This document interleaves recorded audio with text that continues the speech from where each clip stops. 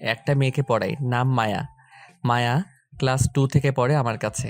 আমার পড়াশোনা শেষ, চাকরির জন্য ঘুরছি। টিউশনি করাই বেশ কয়েকটা।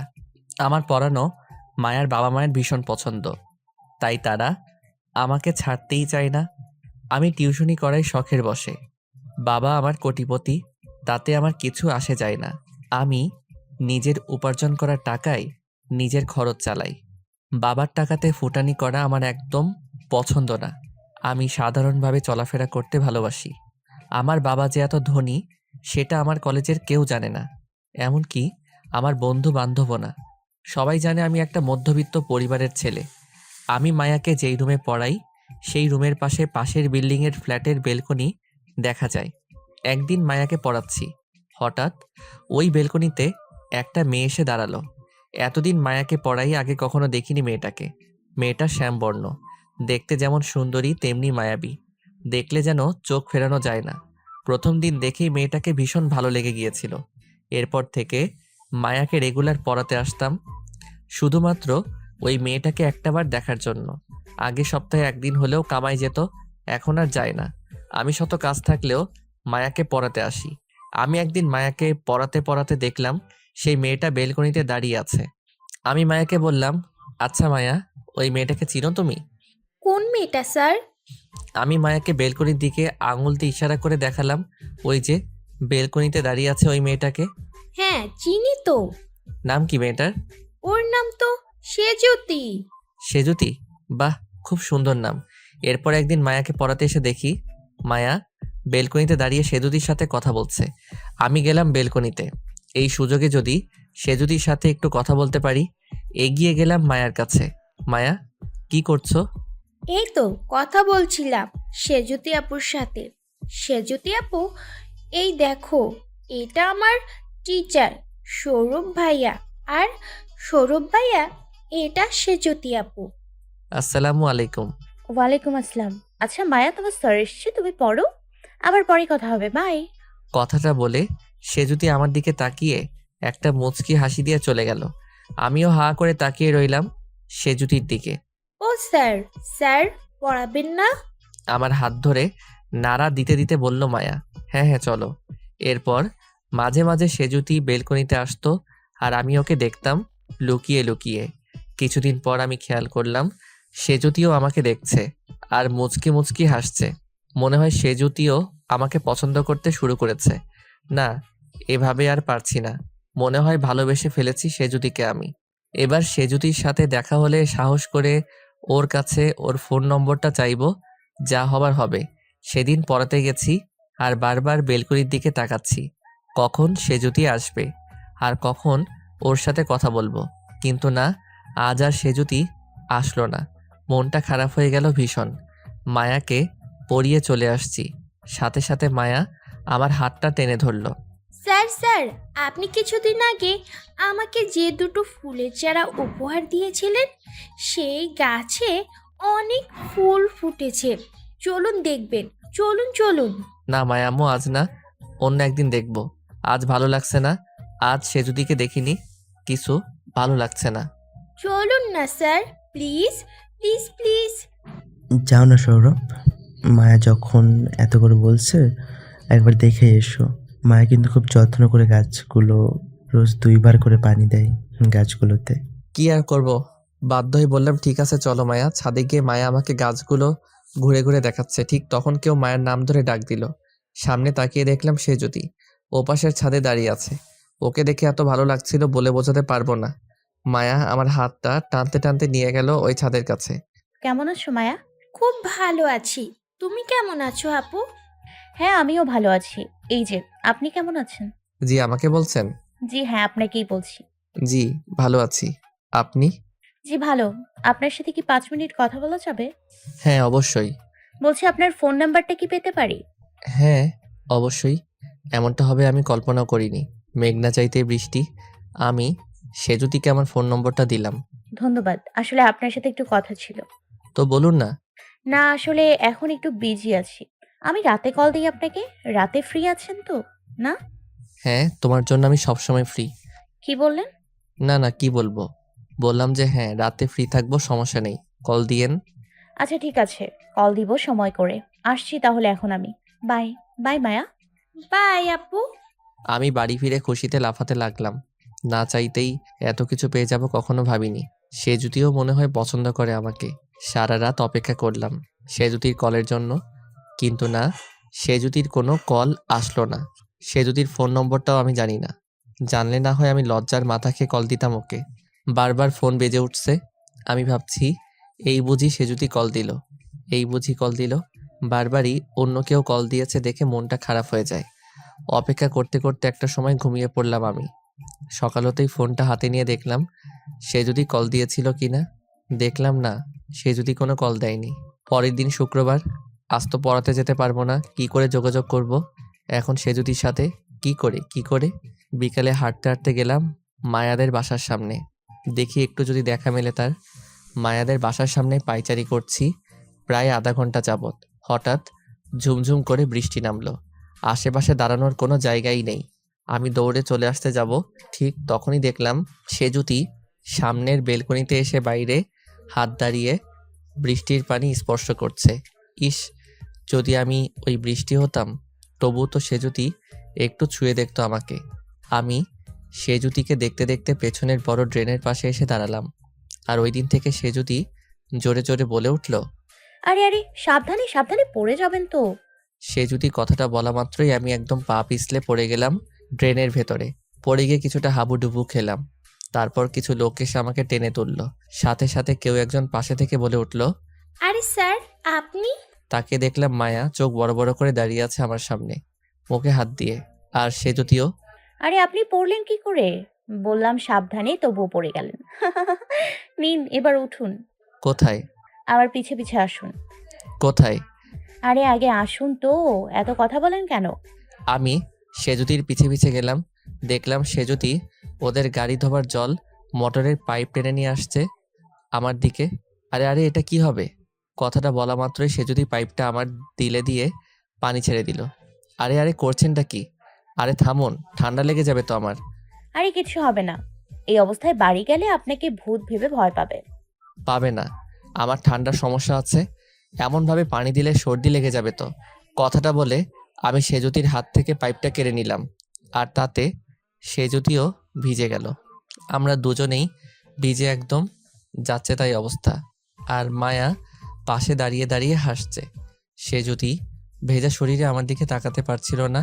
সে লজ্জায় মাথা নিচু করে সেখান থেকে দৌড়ে পালালো। সেজুতি লজ্জায় দৌড়ে উপরে চলে গেল। তারপর আমি চলে এলাম বাসায়।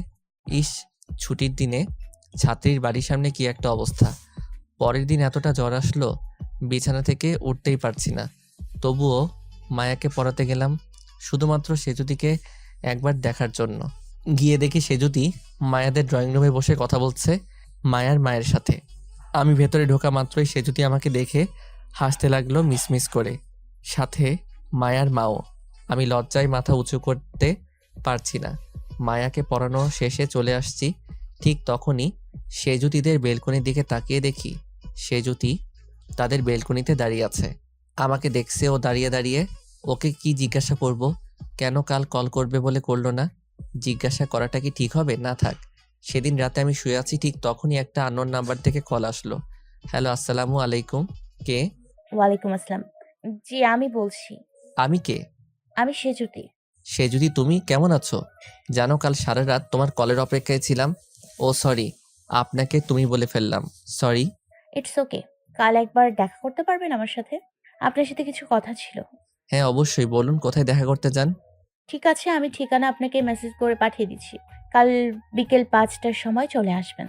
আচ্ছা ঠিক আছে। আচ্ছা বাই। তাহলে এখন কাল সময় মতো চলে আসবেন। আমি জীবনে এত খুশি হইনি।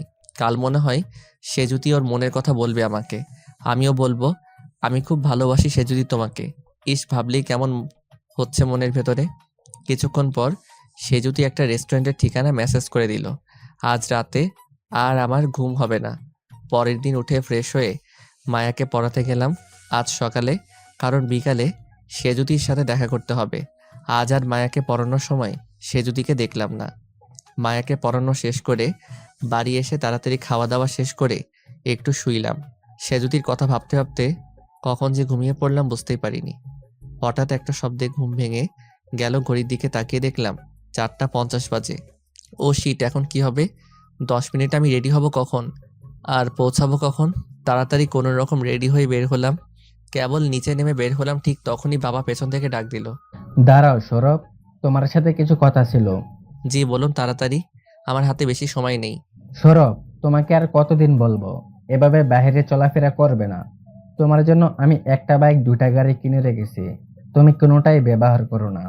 তারপর বাবা আমার কাছে এসে আমার গায়ের শার্টটা টেনে ধরে বললেন, আর এটা কি কি সব পরেছো তুমি? তোমার জন্য আমার মান সম্মান কিছুই থাকবে না। তুমি কি জানো তোমার এসব অদ্ভুত আচরণের জন্য আমার বন্ধু বান্ধব আমাকে টিটকারি করে? তুমি কি জানো এই শহরে ধনীদের তালিকায় তোমার বাবা 1-2 নম্বরে আছে, আর তার ছেলে হয়ে তুমি মিডিল ক্লাস ফ্যামিলির ছেলেদের মতো চলাফেরা করো? অবশ্য তোমাকে এসব বলে কি লাভ? তুমি তো এটাই জানো তোমার বাবার এ শহরে কতগুলো অফিস আছে, জীবনে তো কখনো উঁকি দিয়ে দেখোনি। আপনার আর কিছু বলার আছে? আমার দেরি হয়ে যাচ্ছে।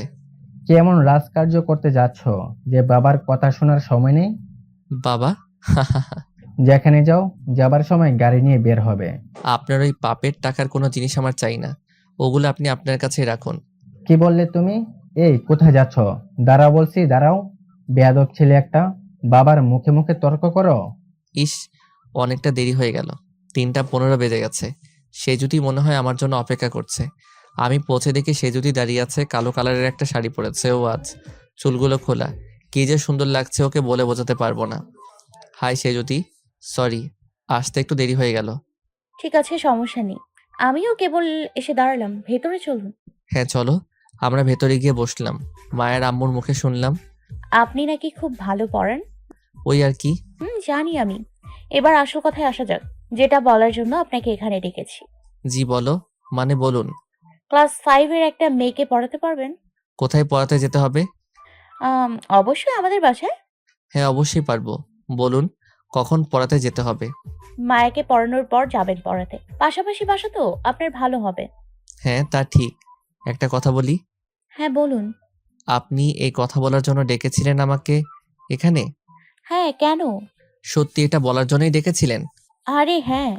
দূর, এটা শোনার জন্য আমি এত দূর ছুটে আসলাম? কিছু বললেন? না না, কি আর বলবো। তা আপনি সপ্তাহে কয়দিন আসতে পারবেন পড়াতে? 7 দিনই আসতে পারবো। তাহলে তো খুবই ভালো হয়। হ্যাঁ তুমি বললে শুক্রবারেও আসতে পারি, সমস্যা নেই। কি কিছু বললেন? না মানে জি বলুন। বলছিলাম যে আমি কিন্তু 3000-এর নিচে পড়াতে পারবো না। এই কথা বলতে এত লজ্জা? ওকে, আপনাকে 3000ই দিব। তাহলে আগামী মাসের 1 তারিখ থেকে আসুন বিকেলে। না, কাল থেকে আসি। কাল থেকেই? 1 মাসের তো এখনো 10 দিন বাকি। সমস্যা নেই, এই মাসটা আমি এমনি পড়িয়ে দেব, টাকা দিতে হবে না। ঠিক আছে, আজ আমি আসি তবে। আরে আরে, এইভাবে চলে গেলে হবে নাকি? কিছু তো খেতেই হবে। না, আজ থাক, অন্য একদিন। কথাটা বলে সে যদি চলে গেল, আর আমি ওর পিছে পিছে বাইরে এলাম। দেখি সে যদি দাঁড়িয়ে আছে রিক্সার জন্য। আমি তাড়াতাড়ি একটা রিক্সায় উঠে ওর সামনে গিয়ে দাঁড়ালাম। আপনি চাইলে আমি আপনাকে আপনার বাসার সামনে ছেড়ে দিতে পারি। না, সমস্যা নেই, আমি চলে যেতে পারবো। আরে আসুন না, আমি তো ওই দিকেই যাচ্ছি, আপনাকে ছেড়ে দেব। আচ্ছা ঠিক আছে, চলুন। সে যদি আমার পাশে এসে বসলো। ওর খোলা চুলের গন্ধ যেন আমাকে মাতাল করে তুলছে। ওর চুলগুলো বারবার বাতাসে আমার মুখে এসে পড়ছে। আহ, মনে হচ্ছে এই সময়টা যদি থেমে যেত, তাহলে আরো কিছু সময় সেজুদিকে এতটা কাছ থেকে দেখতে পেতাম। একটা শ্যামবর্ণের মেয়ে যে এতটা সুন্দরী হতে পারে আগে জানতাম না। আমি সেজুদির দিকে হাঁ করে তাকিয়ে আছি। হঠাৎ ঝুমঝুম করে বৃষ্টি নামলো। রিক্সা থামিয়ে আমরা একটা গাছের নিচে গিয়ে দাঁড়ালাম। বর্ষাকাল, তাই যখন তখন বৃষ্টি চলে আসছে। দেখ, ছাতাটা যে কেন আনলাম না। আপনি ছাতা আনেননি?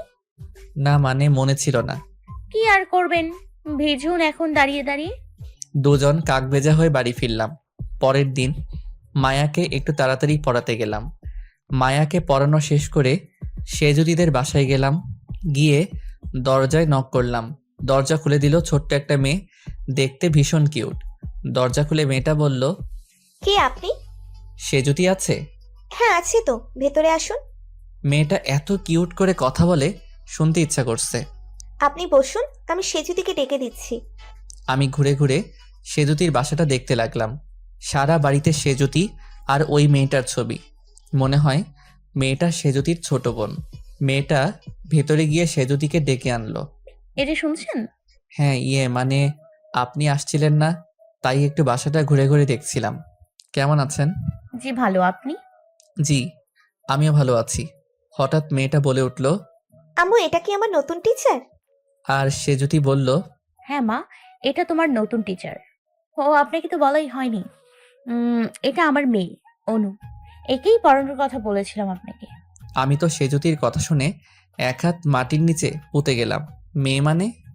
মেয়ে মানে অনু আমার একমাত্র মেয়ে, আমার বেঁচে থাকার একমাত্র অবলম্বন। সেজুতির কথা শুনে আমার মাথা ঘুরছিল। কি বলবো বুঝে উঠতে পারছিলাম না। না, না জেনে একটা বিবাহিত মেয়েকে ভালোবেসে ফেললাম। মাথা ঘুরছে আমার। সেজুতিকে দেখলে মনে হয় না যে সে বিবাহিতা। মাথায় কাজ করছে না। আর 1 মিনিট এখানে থাকলে মাথা ঘুরে পড়ে যাব মনে হয়। আমি আজ আসছি। আমি উঠে দাঁড়িয়ে বললাম, কেন, কি হলো? আপনি এত ঘামছেন কেন? আপনার শরীর ঠিক আছে তো? হ্যাঁ, আমি একদম ঠিক আছি। হঠাৎ একটা কাজের কথা মনে পড়ে গেল। কাল থেকে আসবো পড়াতে, এখন আসি আমি। কথাটা বলে আর 1 মিনিটও দাঁড়ালাম না সেখানে। সোজা বাড়ি চলে এলাম। গায়ে জ্বর, তবুও টপ টপ করে ঘাম ঝরছে। সেজুদিদের বাসা থেকে বের হয়ে সোজা বাসায় চলে এলাম। জ্বর আরো বেড়ে গেল এই টেনশনে। কি করব? আমি এখন সেজুদিকে ভুলে যাওয়া আমার পক্ষে সম্ভব না। কিন্তু ওর তো ফ্যামিলি আছে। ও কোনোদিনও আমার হবে না। যে করেই হোক ভুলে যেতে হবে ওকে। কিন্তু একটা কথা আমি কিছুতে ভেবে পাচ্ছি না। সে যদি বিবাহিত হয় তাহলে পুরো বাড়িতে ওর ছবি আছে, ওর মেয়ে অনুর ছবি আছে। তাহলে কোথাও ওর হাজবেন্ডের ছবি কেন দেখতে পেলাম না? কাহিনী কি? তাহলে কি একটু খোঁজ নিয়ে দেখব? সেটাই ঠিক হবে। পরের দিন গলির মোড়ের চায়ের দোকানটাতে বসে বসে চা খাচ্ছি। তখন মায়াদের বাসার নিচের ফ্ল্যাটের ভাড়াটিয়া নজরুল চাচার ছোট ছেলে রনি এসে বসলো আমার পাশে। মায়াকে পড়াতে যেতাম, প্রায় ওর সাথে দেখা হতো। বেশ ভালো সম্পর্ক আমার রনির সাথে। ওকে তাহলে জিজ্ঞাসা করা যাক সেজুতির কথা, যদি কিছু জানতে পারি। আরে রনি, কেমন আছো? জি ভাইয়া ভালো। আপনি এখানে? আঙ্কেল দেখলে কিন্তু আপনার খবর আছে। আরে বাদ দাও তো, কিছু বলবে না। সে জানে আমি এমন। আশ্চর্য মানুষ আপনি ভাইয়া। আপনার মতো মানুষ এখনকার যুগে দুটো খুঁজে পাওয়া মুশকিল। কেন? এত বড়লোক ছেলে হয়ে আপনি এত ভালো একজন মানুষ আর এত সাধারণভাবে চলাফেরা করেন। আপনি তো বড়লোকের ছেলে, তবু আপনার মনে বিন্দুমাত্র অহংকার নেই। কি যে বলো না, বাদ দাও এসব। তা দিনকাল কেমন কাটছে তোমার? পড়াশোনার কি অবস্থা? এই তো ভাইয়া ভালোই। আপনার টিউশনি কি খবর? ও ভাইয়া, একটা টিউশনি আছে, ওরা টিচার খুঁজছে। আমাকে বলেছিল আপনার কথা। আপনি পড়াতে পারেন ভাইয়া? না রনি, গতকাল থেকে নতুন একটা টিউশনি নিছি, না হলে পারতাম। কোথায় ভাইয়া? এই তো তোমাদের পাশের বিল্ডিংটাতে। পাশের বিল্ডিং এর এই কাদেরের বাসায়? সেজুতি নামের একটা মেয়ে থাকে না, ওর মেয়েকে। কি বলেন ভাইয়া, ওই বাড়িতে? কেন, কোনো সমস্যা নাকি? না সমস্যা নেই, সেজুতি আপু খুবই ভালো, কিন্তু কিন্তু কি? ওনার ভাগ্যটা খুবই খারাপ।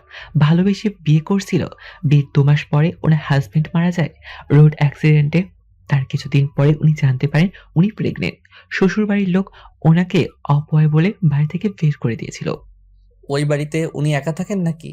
না, আগে ওনার মা থাকতো। থাকতো মানে? এখন আর থাকে না? না, ওনার মা উনি শ্বশুর বাড়ি থেকে চলে আসার কিছুদিন পর মারা যায়।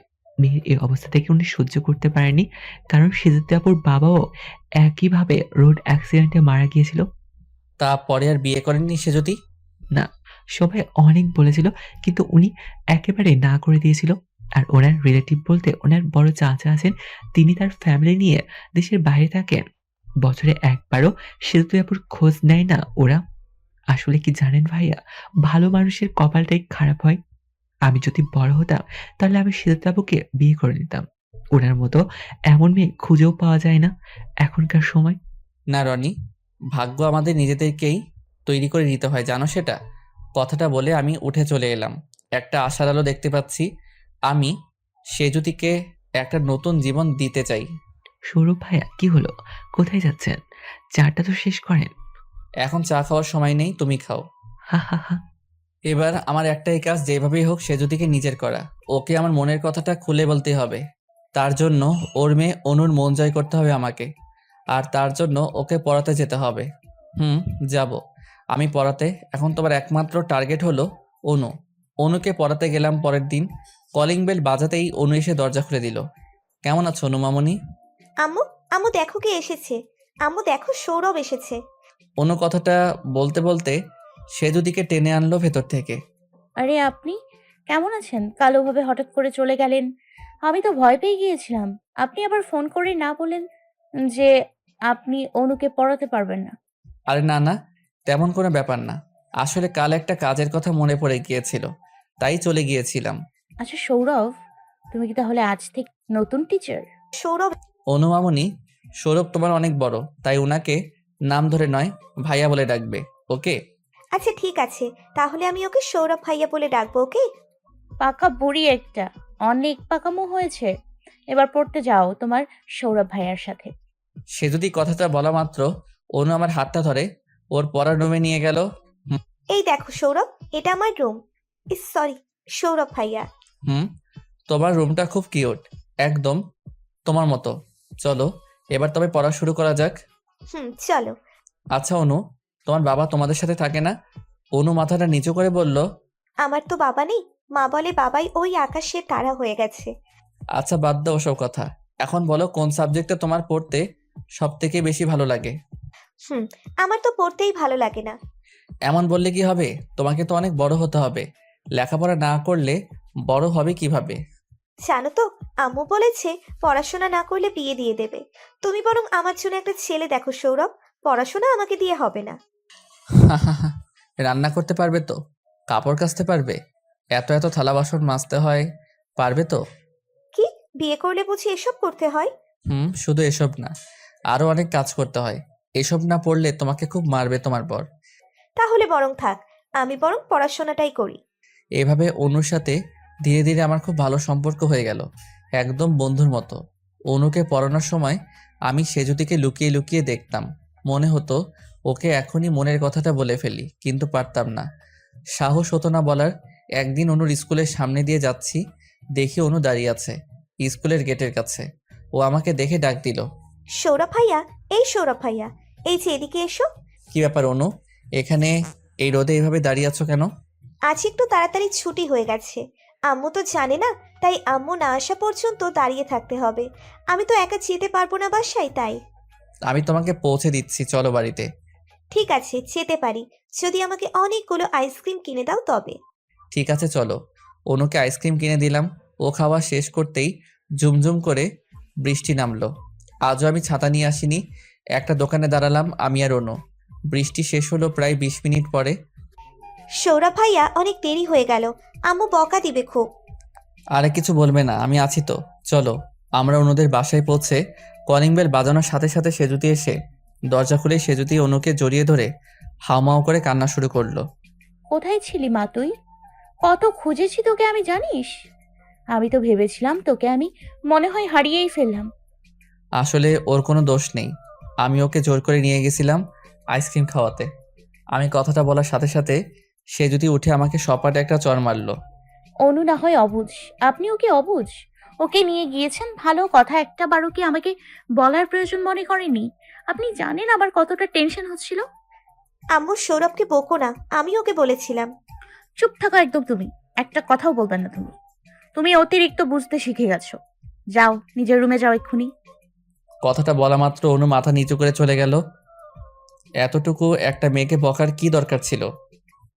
আমার মেয়ে আদর করব কি বকা দিব সেটা একান্ত আমার পার্সোনাল ব্যাপার। আপনি হোম টিউটরের মতো থাকুন, আমাদের মা মেয়ের ব্যাপারে একদম নাক গলাবেন না। আপনি এখন আসতে পারেন প্লিজ। দূর, নিকুচি করেছে পড়ানোর, আর পড়াতে আসবো না? কি এমন করেছি? একটু তো আইসক্রিমই খাওয়াতে নিয়ে গিয়েছিলাম, তাতে এমন কি হয়েছে? আর আসবোই না এই বাড়িতে। কথাটা বলতে বলতে যাচ্ছি, হঠাৎ কারোর সাথে ধাক্কায় পড়ে গেলাম। তাকিয়ে দেখলাম রনি। আরে সৌরভ ভাইয়া, এ কি অবস্থা আপনার? এত ভিজলেন কি করে? ও কিছু না। কিছু না মানে? আপনার তো ঠান্ডার সমস্যা, বাসায় যেতে যেতে তো ঠান্ডা লেগে যাবে আপনার। চলুন আমাদের বাসা থেকে চেঞ্জ করে নেবেন। আরে না থাক, সমস্যা নেই। আরে চলুন তো, সমস্যা নেই। কথাটা বলে রনি জোর করে আমার হাতটা ধরে ওদের বাসায় নিয়ে গেল। ভাবছি আমি যে সেতুদিকে ভালোবাসি সেটা রনিকে বললে কেমন হবে। ও যদি কোনোভাবে সাহায্য করতে পারে আমাকে। না থাক, শেষে বেচারা রনি আমার পাল্লায় পড়ে ফেঁসে যাবে হয়তো। ভাইয়া, এই ভাইয়া, ও সৌরভ ভাইয়া, কি হলো আপনার? কি এত ভাবছেন? হ্যাঁ ভাবছি মানে, আরে কিছু না, কি আর ভাববো। ভাইয়া নিন, এগুলো আমার। আপনাকে একদম ঠিক হবে, চেঞ্জ করে নিন। আমি একটু আসছি। আমি চেঞ্জ করে রনিদের বাসা থেকে বের হয়ে আসছি। ঠিক তখনই দেখি অনু ওদের মেইন গেটের কাছে দাঁড়িয়ে আছে। আমাকে দেখে ও দৌড়ে আমার কাছে এসে বলল, সৌরভ ভাইয়া, সরি, আমার জন্য তোমাকে এত বকা দিল আম্মু। ইটস ওকে আম্মু। আর একটা কথা, আমাকে ভাইয়া না অন্য কিছু বলে ডেকো, ঠিক আছে? কি বলে ডাকবো তুমি বলে দাও। কি বলে ডাকবে? কি বলে ডাকবে? পেয়েছি, আমি তো তোমার বন্ধু, তাই না? হ্যাঁ। তাহলে তুমি আমাকে বন্ধু বলে ডেকো, ঠিক আছে? আচ্ছা ঠিক আছে। আমি আর অনু কথা বলছি, ঠিক তখনই সেজুতি এসে অনুকে ডাক দিল। অনু, অনু, ভেতরে এসো। কি ব্যাপার অনু, এখানে দাঁড়িয়ে কি করছো? ও আপনি? আপনাকে না বলেছি হোম টিউটরের মতোই থাকবেন, আসবেন, পড়াবেন, চলে যাবেন, এর বেশি কিছু না। কথাটা বলে সে যদি অনুকে নিয়ে ভেতরে চলে গেল। ধুর, ভালোবাসার নিকুচি করি আর আসবই না পড়াতে। এতটা খারাপ ব্যবহার করার মতো কিছু করিনি আমি যে এত খারাপ ব্যবহার করতে হবে। বাড়ি চলে এলাম। আমার মা নেই। তিনি আমার যখন 10 বছর বয়স তখন মারা যান। তারপর বাবা একটা বড়লোকের মেয়েকে আবার বিয়ে করেন। বাসায় গেলাম, আবার জ্বর আসলো 104। এমনিতে জ্বর ছিল, এবার বৃষ্টিতে ভিজে আরো জ্বর বেশি এলো। 3 দিন বিছানায় পড়ে থাকলাম জ্বরে। আমার বাবা পরে যাকে বিয়ে করেছেন তিনি কখনো উকি দিয়েও দেখেন না আমার রুমে। সব সময় নিজের সাজগোজ আর পার্টি নিয়ে বিজি থাকেন। আমি গত 3-4 দিন এভাবে জ্বরে বিছানায় পড়ে আছি, সেটা বাবা মা কেউ জানেন না। তারা সারাদিন বাসায় থাকেন না, সেই সকালে বের হয় আর অনেক রাত করে বাসায় ফেরেন। একমাত্র জানেন হাকিম চাচা। হাকিম চাচা আমাদের বাসায় গত 20 বছর ধরে কাজ করছেন। ওনাকে আমি কখনো কাজের লোক মনে করি না, আমি ওনাকে আমার বন্ধু মনে করি। আমার মা যখন এই বাড়িতে প্রথম বউ হয়ে এসেছিল তখন থেকে হাকিম চাচা আমাদের বাড়িতে কাজ করেন। আমাকে সেই ছোট্ট থেকে বাবা মা দুজনের ভালোবাসা দিয়েই বড় করেছেন। মা মারা যাবার পর তিনি আমার বাবা, উনি আমার মা। হাকিম চাচা না থাকলে আমি এতদিনে বাড়ি ছেড়ে চলেই যেতাম। মাথা তুলতে পারছি না জ্বরে। হঠাৎ কানের কাছে ফোন বেজে উঠল। ফোনটা রিসিভ করার শক্তিও পাচ্ছি না। হাকিম চাচা এসে ফোনটা রিসিভ করলো। হ্যালো, কে? হাকিম চাচা ফোনটা নিয়ে একপাশে গেল কথা বলার জন্য। কথা বলা শেষ করে হাকিম চাচা আমার মাথায় হাত বোলাতে লাগলো। কে ছিল চাচা ফোনে? বললো তোমার স্টুডেন্টের মা। নাম বলেনি? কইছিল তো, কি যেন নাম কইল। ওহো, মনে পড়ছে, সেজুতি। সেজুতি কইছিল। কি? সে যদি কল দিয়েছিল? কথাটা বলে আমি এক লাফে উঠে বসলাম। এক নিমেষে মনে হলো জ্বর কমে গেল। আরে সৌরভ বাবা, কি করতাছো কি? শুয়ে থাকো। কিছু হবে না চাচা, সে যদি কি বলেছে সেটা বলো আগে তুমি। ওই তো কিছু বলে নাই, শুধু বাড়ির ঠিকানা জিগাইলো। দিছো তুমি? দিলাম তো। ঠিক মতো দিছো তো? আরে বাবা, দিছি। কি ব্যাপার সৌরভ বাবা, আমি কিন্তু একটু রহস্যের গন্ধ পাইতাছি। ঘটনা খান কি কত? এই সেজুতি মাইয়াডা কেডা? আরে চাচা কি যে বলো না, ও আমার ছাত্রীর মা। সত্য কইতাছ তো? আরে হ্যাঁ চাচা। ঠিক আছে, তুমি অহন শুইয়া থাকো, উঠবা না কইলাম। আচ্ছা চাচা ঠিক আছে, মাথাটা খুব ধরেছে চাচা। একটা কফি কইরা দি বাবা। দাও চাচা। কথাটা বলে চাচা চলে গেল। কিন্তু সে যদি কেন কল দিল, আরও কেনই বা আমার বাসার ঠিকানা নিল? দূর, যে কারণে নিক, আমি আর পড়াতে যাব না অনুকে। বিকালে বেলকনিতে দাঁড়িয়ে আছি, কিছুই ভালো লাগছে না। জ্বরটা একটু কমেছে, তবে মাথাটা এখনো ঝিমঝিম করছে। সেজুতির মুখটা শুধু মনে পড়ছে। আমি মনে হয় ওকে জয় করতে পারবো না। এসব কথা ভাবছি, হঠাৎ পেছন থেকে কেউ একজন এসে জড়িয়ে ধরলো। বন্ধু। আমি পেছনে ঘুরে দেখি অনু। আরে অনু মামনি, তুমি এখানে কিভাবে এলে? একা এসেছো? না না, আম্মু এসেছে তো সাথে, ওই দেখো। তাকিয়ে দেখলাম হাকিম চাচার পেছনে সেজুতি মাথাটা নিচু করে দাঁড়িয়ে আছে, আর হাকিম চাচা মিচমিচ করে হাসছে। কেমন আছো অনু তুমি? ভালো না। কেন, কি হয়েছে? তুমি চাওনি কেন এই কয়দিন আমাকে পড়াতে? আমার তো ভীষণ শরীর খারাপ আম্মু, তাই যেতে পারিনি। কথাটা বলা মাত্র সে যদি ভেতরে এসে বলল, আমাকে ক্ষমা করে দেবেন প্লিজ। সেদিনের ব্যবহারের জন্য আমি সত্যি খুব লজ্জিত। আসলে আমি খুব ভয় পেয়ে গিয়েছিলাম। আমি ভেবেছিলাম অনুকে হয়তো আমি হারিয়ে ফেলেছি। জানেন তো, অনু ছাড়া আমার এই পৃথিবীতে আর কেউ নেই। ওকে সেদিন ওভাবে দেখতে পেয়ে খুব ভয় পেয়ে গিয়েছিলাম। আপনি ওই দিন চলে আসার পর খুব খারাপ লাগছিল। ভেবেছিলাম আপনি পরের দিন এলে ক্ষমা চেয়ে নিব আপনার কাছে, কিন্তু আপনি তো এলেন না। ভেবেছিলাম আপনি হয়তো আর পড়াবেন না অনুকে, আর অনুও খুব মিস করছিল আপনাকে। তাই কল দিয়ে আপনার বাসার ঠিকানা নেয়া। শুধুমাত্র একটা বার ক্ষমা চাইবো বলে এলাম। আপনি যে আমাদের বাসার এত কাছে থাকেন জানতামই না। ঠিক আছে, সমস্যা নেই। আসলে গত 3-4 দিন ধরে ভীষণ জ্বর, তাই যেতে পারিনি। ও মা, তাই নাকি? কই দেখি দেখি। কথাটা বলে সে যদি আমার কপালে হাত দিল জ্বর দেখার জন্য। মনে হচ্ছে এই সময়টা থেমে যাক। মনে হচ্ছে জ্বরকে বলি, প্রিয় জ্বর, তুমি আর কিছুদিন থাকো। তোমার বাহানায় সে আরও কিছুদিন আসুক, আর এইভাবেই তার হাত আমার কপালে ছুঁয়ে থাকুক। আমি সেজুদিকে অপলককে দেখেছি, সেটা দেখে সেজুতি লজ্জা পেয়ে আমার কপাল থেকে ওর হাতটা সরিয়ে নিয়ে বলল, সরি সরি। It's okay. জ্বরটা বেশ কমে গেছে। আমি কিছু ঔষধ লিখে দিয়ে যাচ্ছি, হাকিম চাচাকে দিয়ে আনিয়ে নেবেন এক্ষুনি। মানে আপনি ওষুধ লিখে দিবেন কেন? আপনি কি ডক্টর নাকি? ও মা বন্ধু, তুমি এটাও জানো না? আমার আম্মু তো কত বড় ডাক্তার। তাই সেটা তো রনি আমাকে বলেনি একবারও। বলেনি মানে? এই যা, কি বলতে কি বলে ফেললাম। না মানে কিছু না। হাকিম চাচা, আপনার ছেলের জ্বর, মাথা খারাপ হয়ে গেছে, ভুলভাল বকা শুরু করেছে। এই নিন, এই ঔষধগুলো এনে খাইয়ে দিন। বাহ, সে যদি আপনাকে হাসলে খুব সুন্দর লাগে। মনের অজান্তে কথাটা বলে ফেললাম। কথাটা শুনে সে যদি কিছুটা লজ্জা পেয়ে বলল, আমি বরং আজ আসি, পরে কল দিব। বন্ধু তুমি আসবে তো পড়াতে আবার? হ্যাঁ মামুনি, আসবো। জ্বরটা একটু কমলেই আসবো। তাহলে আজ আমি আসি, পরে আবার আসবো তোমাকে দেখতে। বাই। সে যদি আর অনু চলে গেল। আমি বেলকনিতে দাঁড়িয়ে আছি। আমার বেলকনি থেকে রাস্তাটা দেখা যায়। অনু উপরে তাকিয়ে আমাকে টাটা দিচ্ছে। হঠাৎ বাবা এসে দাঁড়ালো গাড়ি নিয়ে গেটের সামনে। অনু আর সেজুদিকে দেখে কেমন করে যেন তাকালো ওদের দিকে বাবা। তারপর আমার দিকেও একবার তাকালো। বাবা বাসার ভেতর ঢুকে আমাকে চিৎকার করে ডাকতে লাগলো, সৌরভ, সৌরভ, কোথায় তুমি? নিচে আসো। এত জোরে জোরে চিৎকার করার কি আছে? ওই মহিলা আর ওই মেয়েটা কে? সেটা কি আপনার জানার খুব দরকার? হ্যাঁ, অবশ্যই দরকার। আমার বাড়ি কে আসবে যাবে সেটা জানানোর অধিকার আমার অবশ্যই আছে। ওটা আমার স্টুডেন্ট আর তার আম্মু। তো ওরা এখানে কি করছে? এটা কি কোনো স্কুল নাকি? কতদিন বলেছি এসব মিডল ক্লাস কাজবাজ বাদ দাও। তোমার টিউশনি করানোর কি দরকার? তোমার বাবার টাকার কি অভাব আছে যে তুমি টিউশনি করিয়ে টাকা রোজগার করবে? তোমার জন্য এসব রাস্তার লোকজন বাড়িতে ঢোকার সাহসই পায়। আপনার ওই পাপের টাকা আমার চাই না। আপনার ওই টাকা আপনার কাছে রাখুন। আমার মুখ খুলতে বাধ্য করবেন না আপনি। আপনি যে কি কি করে বেড়ান সবই জানি আমি। বেয়াদব ছেলে, বাবার মুখে মুখে তর্ক করো? এত বড় সাহস তোমার?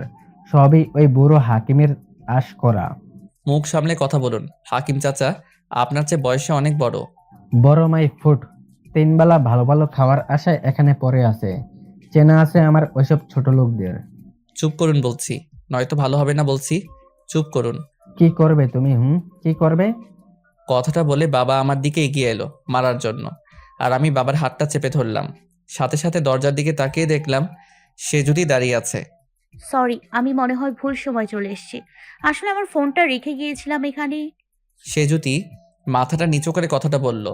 বাবা সেজুদিকে দেখে ওর দিকে এগিয়ে গিয়ে বললেন, এখানে কি চাই? মানে আমার ফোনটা রেখে গিয়েছি, তাই নিতে এসেছিলাম। তোমাদের মতো মিডল ক্লাস মেয়েদের খুব ভালো করে চেনা আছে। দেখেছো বড় লোকের ছেলে আর অমনি পেছনে লেগে আসো। আপনার মনে হয় কোথাও ভুল হচ্ছে। ভুল না, ঠিকই ধরেছি আমি। বড় লোকদের ছেলেদের প্রেমে ফাঁদে পেলে তাদের বিয়ে করে সারা জীবন পায়ের উপর পা তুলে খাওয়ার ধান্দা তোমাদের। রূপ দেখিয়ে আমার ছেলেটার মাথা খারাপ করেছো, নষ্ট মেয়ে কোথাকার। চুপ করুন বলছি। আর একটা বাজে কথা বললে খুব খারাপ হয়ে যাবে বলছি। কি করবে কি তুমি? তুমি এইসব মেয়েদের চিনো না। এরা টাকার জন্য সব করতে পারে। তোমাকে কিভাবে ফাঁসাবে তুমি নিজেও বুঝতে পারবে না। এরা নষ্ট মেয়ে। চুপ করবেন আপনি, একদম চুপ। আর একটা বাজে কথা বলবেন না। আপনি কাকে নষ্টা বলছেন, যেখানে আপনি নিজেই এক নষ্টা মহিলাকে নিয়ে থাকছেন ঘরের ভেতরে? মুখ সামলে কথা বলো। ওইটা তোমার মা হয়। মা? My food. আমার মা অনেক আগেই মারা গেছে। ওই মহিলাকে আমি মা বলে মানি না। কি বললে তুমি? কথাটা বলে বাবা এগিয়ে এসে আমার গালে একটা চড় দিল। সে যদি একপাশে দাঁড়িয়ে কাঁদছে। ও বাবার কথায় ভীষণ কষ্ট পেয়েছে। আপনি আমাকে মারলেন? তবে সত্যি কথাটা শুনুন। হ্যাঁ, আমি ভালোবাসি সেজুদিকে, আর ওকে আমি বিয়ে করব। আমার কথা শুনে সেজুদি হাঁ করে তাকিয়ে থাকলো আমার দিকে। তবে তুমি শুনে রাখো সৌরভ, তুমি যদি ওই নষ্টা মেয়েকে বিয়ে করো তবে তোমাকে আমি ত্যায্য পুত্র করব। আমার সম্পত্তির কানাকড়িও পাবে না তুমি। আপনার ওই পাপের অর্থ সম্পদ আমার কিছুই চাই না। চলো সেজুদি, এখান থেকে। কথাটা বলে আমি সেজুদির হাতটা ধরে ওকে নিয়ে বেরিয়ে এলাম। কিছু দূর আসতেই সেজুদি ওর হাতটা এক টান দিয়ে ছাড়িয়ে নিয়ে বলল, কি করছেনটা কি? ছাড়ুন আমাকে, আমার হাত ধরার সাহস হয় কি করে আপনার? আমি তোমাকে ভালোবাসি সেজুদি। আমি তোমাকে বিয়ে করতে চাই। কিন্তু আমি তো আপনাকে ভালোবাসি না। আমি কখনো একবারও বলেছি আমি আপনাকে ভালোবাসি? আমি একজনকেই ভালোবাসি, আর সেটা হলো আমার স্বামী হাসানকে। আর সারা জীবন তাকেই ভালোবাসবো। আপনি এটা ভাবলেন কি করে আমি আপনাকে বিয়ে করবো? ছি! আমি সেজুতির হাত দুটো জড়িয়ে ধরে বললাম, আমি সত্যিই তোমাকে অনেক ভালোবাসি সেজুতি। সেজুতি আমার চোখের দিকে অবাক হয়ে তাকিয়ে রইল। হঠাৎ করে ও বলে উঠল, বড্ড চেনা লাগছে আমার আপনাকে।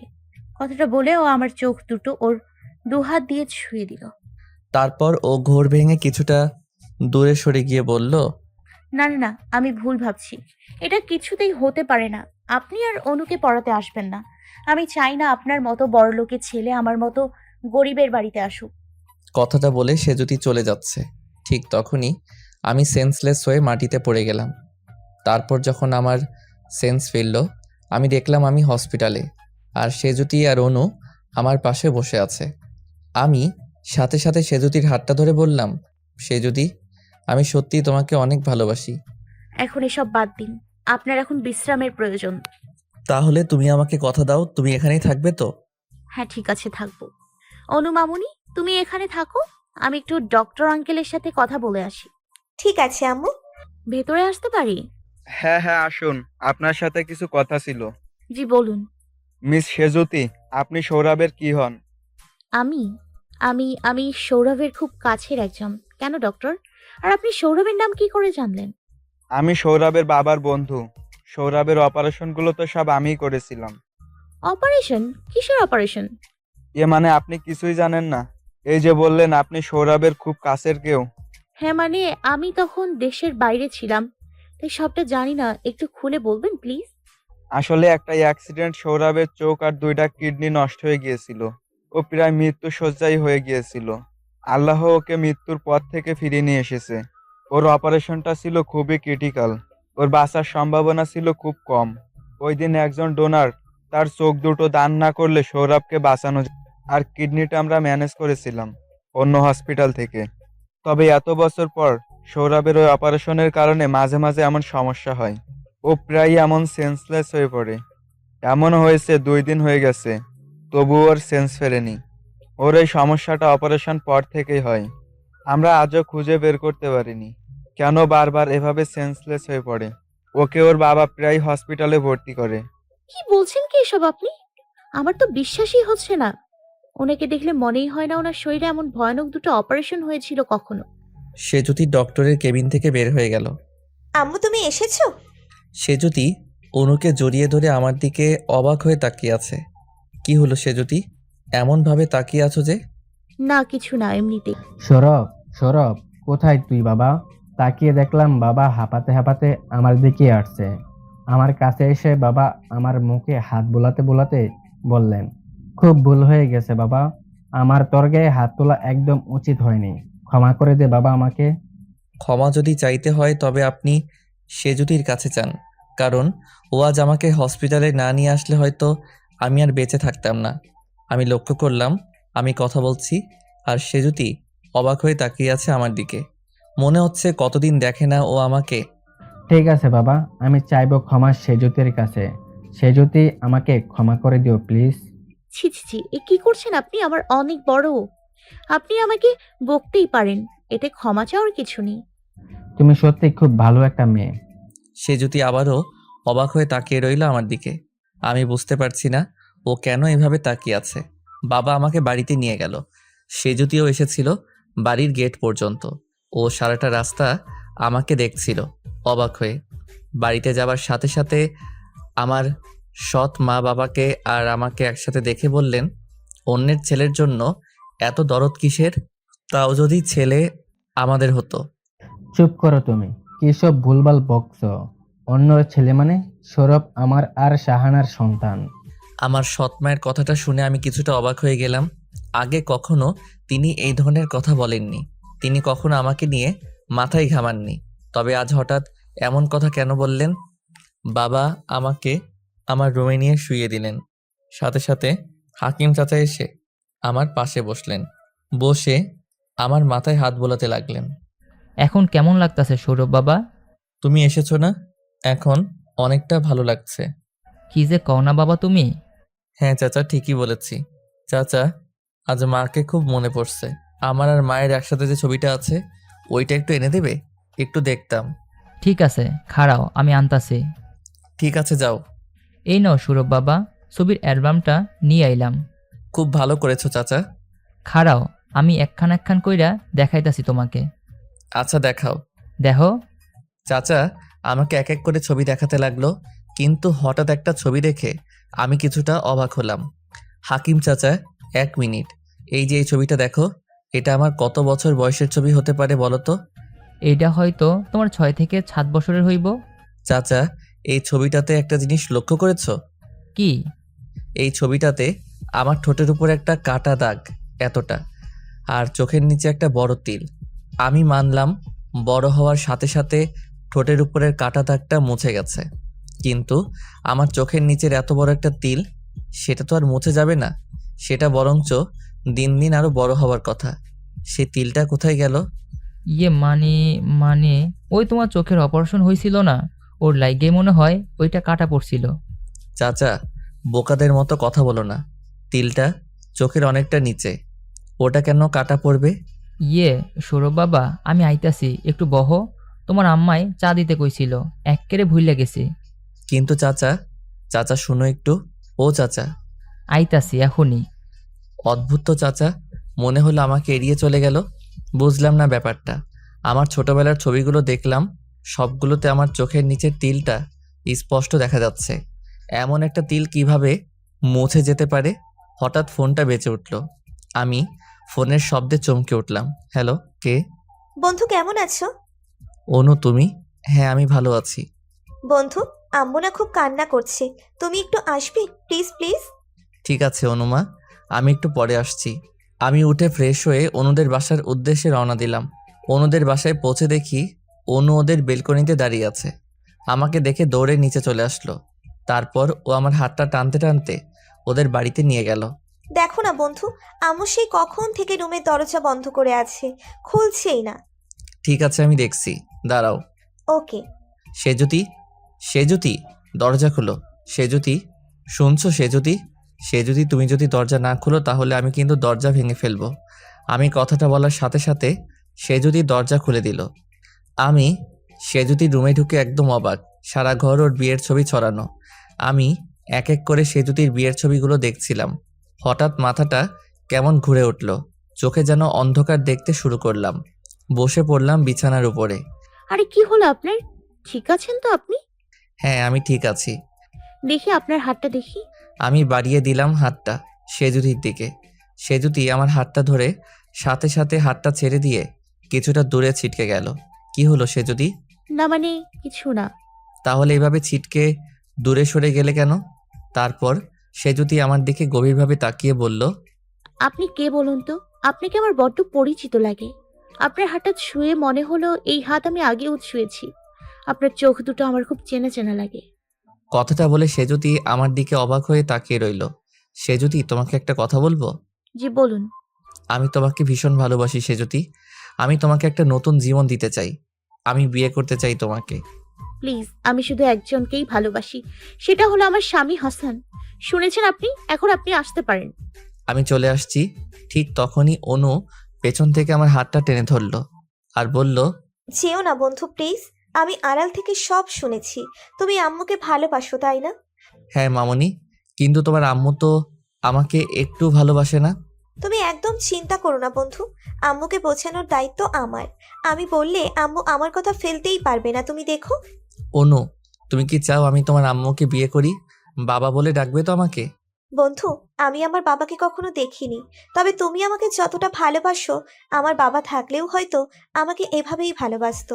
আমি চাই তুমি সারা জীবন আমাকে এইভাবে ভালোবাসো। আমি তোমাকে কথা দিচ্ছি বন্ধু, আমি আম্মুকে রাজি করাবো, দেখো। আমি অনুর কপালে একটা চুমু দিয়ে চলে এলাম। এখন আর আমি অনুকে পড়াতে চাই না, আর মায়াকেও না। আমি চাই না সে যদি আমাকে দেখে আবার রেগে যাক। দেখি অনু কিছু করতে পারে কিনা। বেশ কিছুদিন পর হঠাৎ সেজুতির কল করলো। হ্যালো, কেমন আছো সেজুতি? আপনি এক্ষুনি একটু আমাদের বাসায় আসবেন প্লিজ? তুমি কাঁদছো কেন সেজুতি? কি হয়েছে? এত কথা বলার সময় এখন নেই, আপনি একটু জলদি আসুন। আমি বুঝতে পারলাম নিশ্চয়ই কোনো ঝামেলা হয়েছে। আমি সাথে সাথে বেরিয়ে গেলাম। গিয়ে দেখি সেজুতিদের বাসা ভর্তি মানুষ, আর সেজুতি হাউমাউ করে কান্না করছে। আমি ভিড় ঠেলে সেজুতির কাছে গেলাম। কি হয়েছে সেজুতি? কথাটা বলার সাথে সাথে সেজুতি আমার হাতটা চেপে ধরে বলল, অনুকে কোথাও খুঁজে পাচ্ছি না। সকালে নাস্তা করে নিচে খেলতে গিয়েছিল, তারপর থেকে আর খুঁজে পাচ্ছি না। ওর পড়ার টেবিলে এই চিঠি পেলাম। কই দেখি দেখি। আমি সেজুতির কাছ থেকে চিঠিটা নিয়ে পড়লাম। তাতে লেখা ছিল, আম্মু, তুমি যদি বন্ধুকে বিয়ে না করো তাহলে আমি আর ফিরে আসবো না তোমার কাছে। সেজুতি তুমি একদম চিন্তা করো না, আমি দেখছি। আমি যেখান থেকেই হোক খুঁজে বের করব অনুকে। সারাদিন খুঁজলাম আমি অনুকে, কিন্তু কোথাও পেলাম না। অবশেষে ফিরে এলাম সেজুতির কাছে। আমি সেজুতির বাসায় ঢুকতেই সেজুতি এগিয়ে এলো আমার কাছে। এসে বলল, পেয়েছেন অনুকে? আমি মাথা নিচু করে দাঁড়িয়ে রইলাম। কি হলো, চুপ করে আছেন কেন? বলুন, পেয়েছেন? না, আমি পারিনি তোমার অনুকে তোমার কাছে ফিরিয়ে দিতে। আমাকে ক্ষমা করে দিও প্লিজ। আপনার জন্য আমি আজ আমার অনুকে হারিয়ে ফেললাম। খুঁজে দিন আপনি আমার অনুকে, দিন খুঁজে। কথাটা বলে সেজুতি কাঁদতে কাঁদতে আমার বুকের উপরে ঢলে পড়ল। আমি আর সহ্য করতে পারছিলাম না সেজুতির চোখের পানি।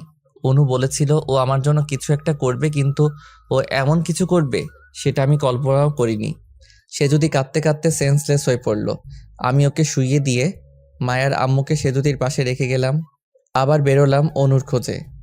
আমি মায়াদের বাসার সামনে যেতেই দেখলাম রনি অনুকে নিয়ে দাঁড়িয়ে আছে সামনে। অনু আমাকে দেখার সাথে সাথে দৌড়ে আমার কাছে চলে এলো। বন্ধু, এ কি অনু, তুমি এখানে কোথায় ছিলে সারাদিন?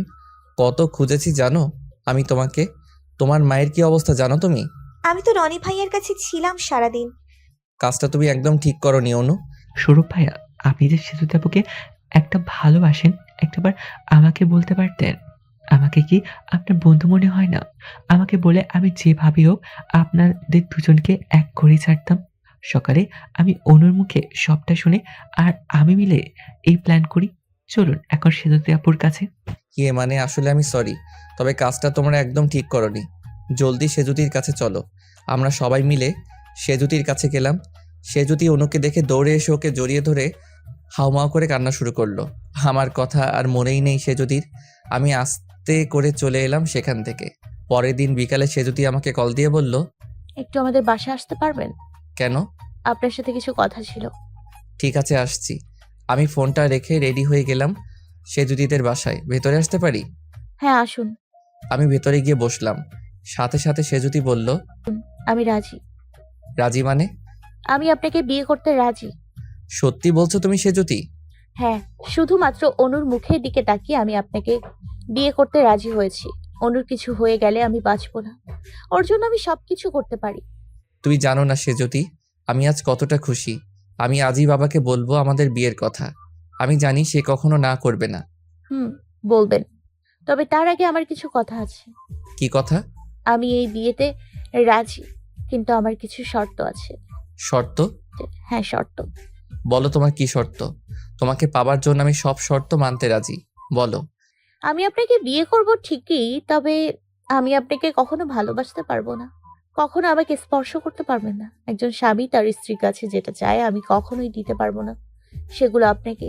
এগুলো যদি মেনে নিতে পারেন তবে আমি রাজি বিয়েতে। ঠিক আছে আমি রাজি তোমার সব শর্তে।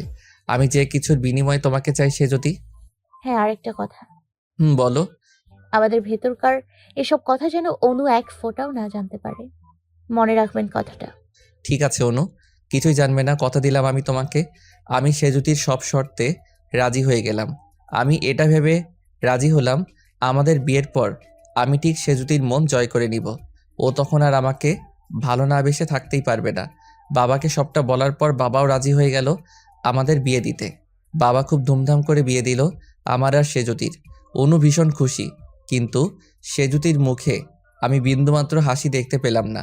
রাত 11টা বাজে। সেজুতি আমার জন্য বাসর ঘরে অপেক্ষা করছে। অনু আমার সৎ মায়ের কাছে আছে।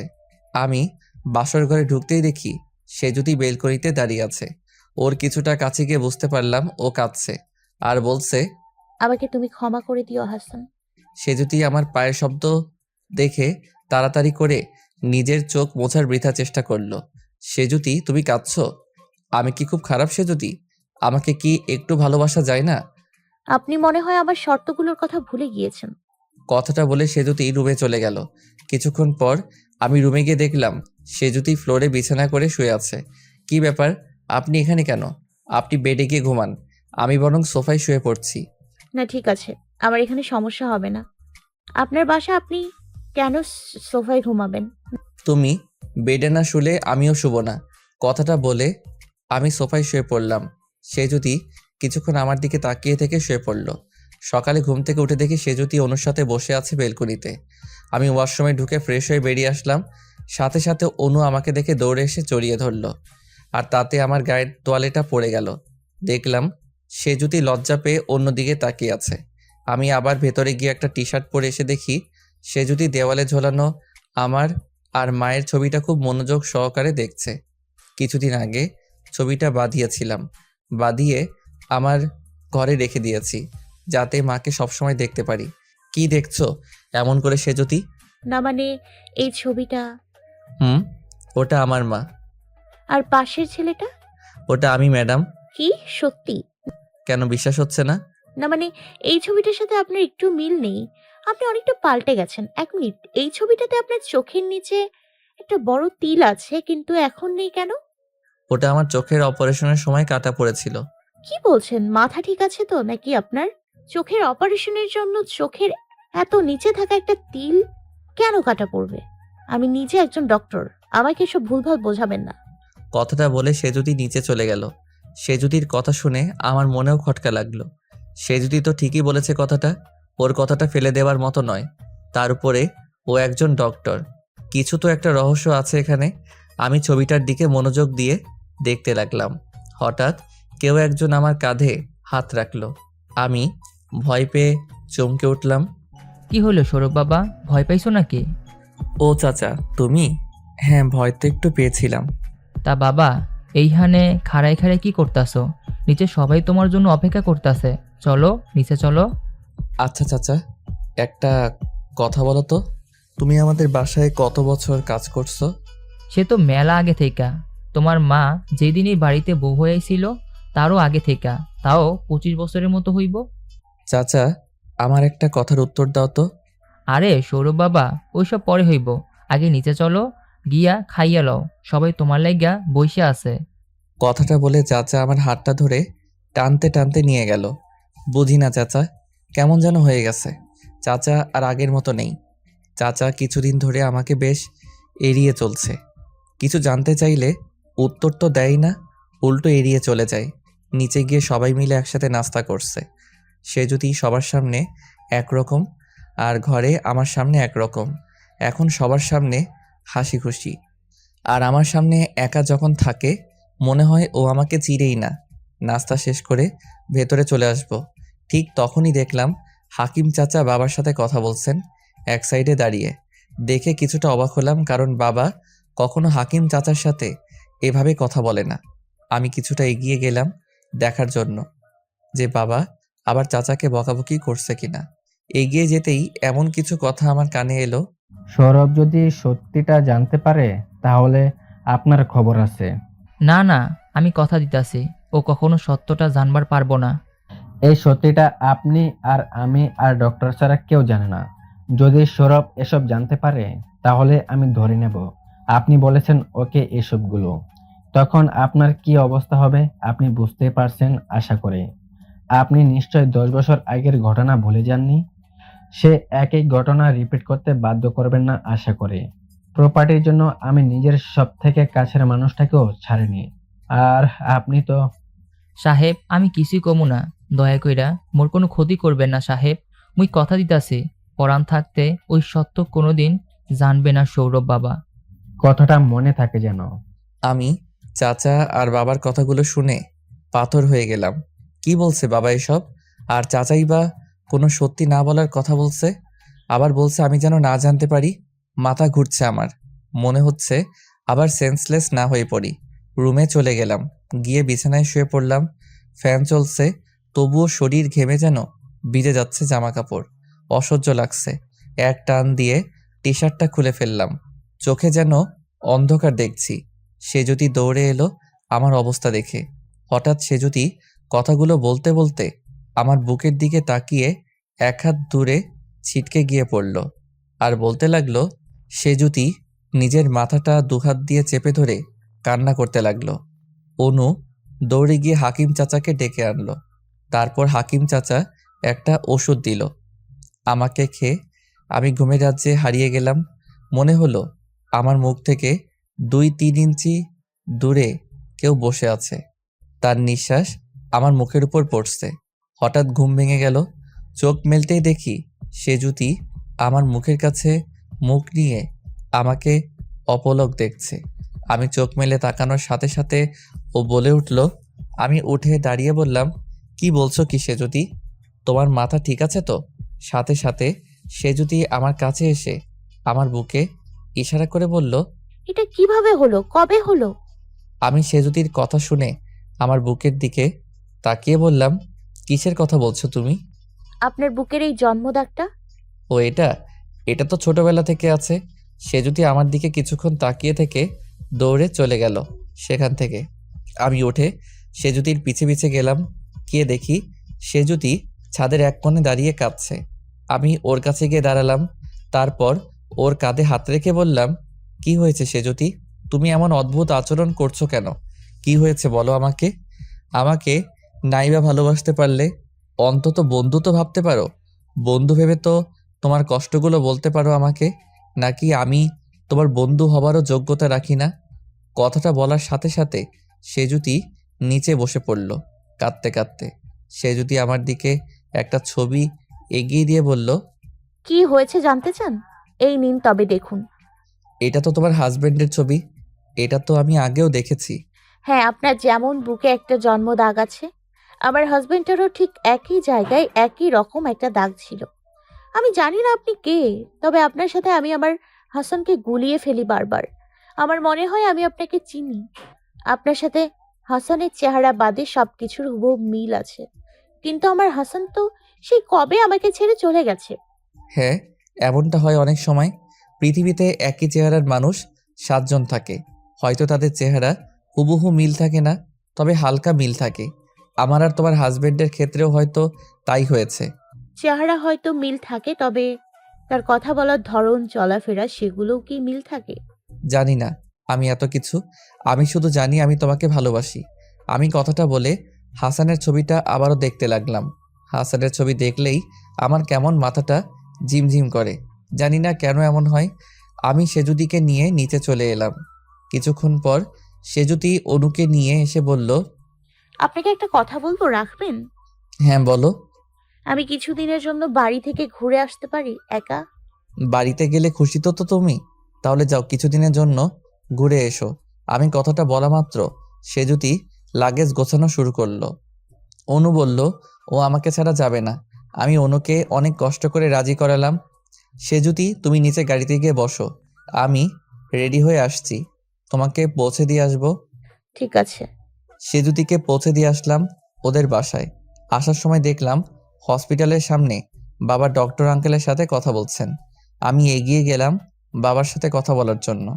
এ কি সৌরভ, তুমি এখানে? দেখলাম বাবা আমাকে দেখে কিছুটা ভয় পেয়ে গেছে। বাবা তোতলাচ্ছে। মনে হচ্ছে বাবা আর ডক্টর আঙ্কেল গোপন কিছু আলোচনা করছিলেন। আমি আসতেই তারা কিছুটা ইতস্তত বোধ করছেন। তাই আমি চলে এলাম সেখান থেকে। বাসায় চলে এলাম। ঘরটা ফাঁকা ফাঁকা লাগছে। দেওয়ালে ঝোলানো আমার সেজুতির আর অনুর ছবিটা দেখে খুব ভালো লাগছিল। মনে হলো না, এভাবে আর না, এবার একটা জবে ঢুকতে হবে। অনু আর সেজুতির দায়িত্ব তো এখন থেকে আমার, তাই নিজের পায়ে দাঁড়াতে হবে। আমি হন্যে হয়ে আমার সার্টিফিকেটগুলো খুঁজতে লাগলাম। জবের জন্য ইন্টারভিউ দিতে হবে। সার্টিফিকেট খুঁজতে খুঁজতে অদ্ভুত একটা জিনিস সামনে এলো, অনেকগুলো মেডিকেলস পেপার্স। এগুলো তো আমারই মনে হচ্ছে, কিন্তু এটাতে কিন্তু সার্জারি করার কথা উল্লেখ করা আছে। আমার মনে কেমন যেন খটকা লাগলো, আমি ঠিক বুঝতে পারছি না। আমি সোজা সেজুতিকে কল দিলাম। ও তো ডক্টর, ও ভালো বুঝবে এগুলো। ও বলল পেপারসগুলো নিয়ে ওর বাসায় যেতে। আমি সব পেপারসগুলো একসাথে করে রওনা দিলাম সেজুতিদের বাড়ির উদ্দেশ্যে। গিয়ে সেজুতিকে কাগজগুলো দেখালাম। সেজুতি মনোযোগ দিয়ে দেখলো, তারপর ও চোখ বড় বড় করে বলল, আপনি অ্যাক্সিডেন্ট করেছিলেন? কই না তো। কিন্তু এখানে তো পরিষ্কার লেখা আছে আপনার অনেক বড় একটা অ্যাক্সিডেন্ট হয়েছিল। না তো, বাবা আর চাচা বলেন আমার নাকি চোখ আর কিডনি খারাপ হয়ে গিয়েছিল, তাই সেগুলো অপারেশন করা হয়েছিল। আমি তো ভাবলাম এগুলো সেই অপারেশনেরই রিপিট হবে হয়তো। বাবা আর চাচা বলেছিল মানে কি? আপনার এত বড় অসুখ হয়েছিল, মনে নেই আপনার? না মানে আসলে কি হলো বলুন। আপনি নাকি অনেকদিন বিছানায় পড়েছিলেন অসুস্থ হয়ে অপারেশনের আগে। আপনি কেমন করে জানলেন? পপুলার হসপিটালে আপনার ডক্টর আঙ্কেল বলেছিলেন সেদিন। অপারেশনের আগের আর কোনো কথা বলেছিলেন তিনি? কেন? আসলে সত্যি কথা বলতে আমার অপারেশন কবে হয়েছিল, কেন হয়েছিল, আর অপারেশনের আগের দিনগুলোর কথা আমার কিছুই মনে নেই। অপারেশনের পর যেদিন আমার প্রথম সেন্স ফিরেছিল, সেই দিন থেকে আমার সব মনে আছে। ডক্টর বলেছিলেন অপারেশনের আগের দিনগুলো আমার ব্রেইন থেকে মুছে গেছে। তাহলে যে সেদিন আপনি আপনার ছোটবেলার কথা শোনালেন আমাকে, সেগুলো কি করে মনে আছে? হাকিম চাচা আমাকে আমার আগের দিনগুলোর কথা সব মনে করিয়ে দিতেন। উনি সবসময় গল্প করতেন আমার মায়ের কথা, আমার ছোটবেলার কথা। সেগুলো শুনে শুনে আমার ছোটবেলাটা কল্পনা করি। সে যদি হঠাৎ রিপোর্টগুলো দেখে আমার দিকে অদ্ভুতভাবে তাকিয়ে বলল, এটা কি করে সম্ভব? কি হয়েছে সে যদি? আপনার যেদিন অপারেশন করা হয়েছিল ঠিক সেদিন আমার হাজবেন্ড হাসান মারা গিয়েছিল। আমি সেজুতির কথাটা তেমন গুরুত্ব দিলাম না। হতে পারে এমন ঘটনা, পৃথিবীতে একই দিনে এমন কত মানুষ মারা যায়, এটা সিরিয়াস নেওয়ার কিছু নেই। আর এখানে সার্জারি করার কথা লেখা আছে। আপনি তো বলেন আপনার চোখের আর কিডনির অপারেশন করা হয়েছিল। আচ্ছা ঠিক আছে, এই রিপোর্টগুলো আমার কাছে থাক, পরে এসে নিয়ে যাবেন। আচ্ছা ঠিক আছে, চলে আসছি। আর সেজুতির কথাগুলো মাথার ভেতরে ঘুরপাক খাচ্ছে। সেজুতি তো আর কথাগুলো মিথ্যা বলেনি। মিথ্যা বলে ওর কী লাভ? গাড়িতে উঠে মনে মনে ভাবলাম এই কথাগুলো আমি বাড়ি ফিরে হাকিম চাচার কাছে জিজ্ঞাসা করব। আমার মনে হচ্ছে বাবা মা আর হাকিম চাচা কিছু একটা লুকাচ্ছে আমার কাছ থেকে। বাসায় ফিরে শুয়ে পড়লাম। বাবা মা হাকিম চাচা কেউ বাসায় নেই। মাথার ভেতরটা কেমন ঝিমঝিম করছে, একটু একটু ঘুম ঘুম আসছিল। ঠিক তখনই নিচতলা থেকে চিৎকার চেঁচামেচির আওয়াজ পেলাম। নিচে গিয়ে দেখলাম বাবা আর আমার সৎমা কথা কাটাকাটি করছে। দুজনের ভেতরে তুমুল ঝগড়া বেঁধেছে। আগে কোনোদিন এমন দেখিনি। যাকগে, আমি দাঁড়াতে পারছি না, তাই নিজের রুমে চলে আসছি। ঠিক তখনই মা বলে উঠলেন, আর কবে দেবে, কবে? সেই বিয়ের পর থেকে শুনে আসছি এই সম্পত্তি আমার নামে করবে। তো আর কবে করবে শুনি? আমি মরার পর? এবার তোমাকে শেষবারের মতো একটা সুযোগ দিচ্ছি। যদি এই সম্পত্তি আমার নামে না করো, তবে আমি পুলিশের কাছে সব সত্যিটা ফাঁস করে দেব, বলে দিলাম। মায়ের কথাটা শুনে মনের ভেতর কেমন সন্দেহ ঢুকে গেল। মা কি ফাঁস করার কথা বলছে? আর বাবা এত রাগী মানুষ, তিনি এসব কথা সব মুখ বুজে সহ্য করছেন। আশ্চর্য ব্যাপার, বাবার অঢেল সম্পত্তি, তিনি এ শহরের একজন নামকরা লোক। তার ভয়ে বাঘে গরুতে এক ঘাটে পানি খায়, আর সে কিনা একটা মহিলার কথা এভাবে মাথা নিচু করে শুনছে। এই দৃশ্যটা দেখে আমি অবাক হয়ে গেলাম। কি এমন কথা ফাঁস করার কথা বলছে মা, যে বাবা এত ভয় পাচ্ছে? জানতেই হবে আমাকে। হাকিম চাচা, হ্যাঁ হাকিম চাচা আমাকে এসবের উত্তর দিতে পারবে। আমার অপারেশনের সত্যিটাও চাচাই জানে হয়তো। হাকিম চাচা রান্নাঘরে আছেন। আমি গেলাম হাকিম চাচার কাছে। কি করছো চাচা? আরে বাবা, তুমি এইখানে? কি কিছু লাগবো? না চাচা, তোমার সাথে কিছু কথা ছিল।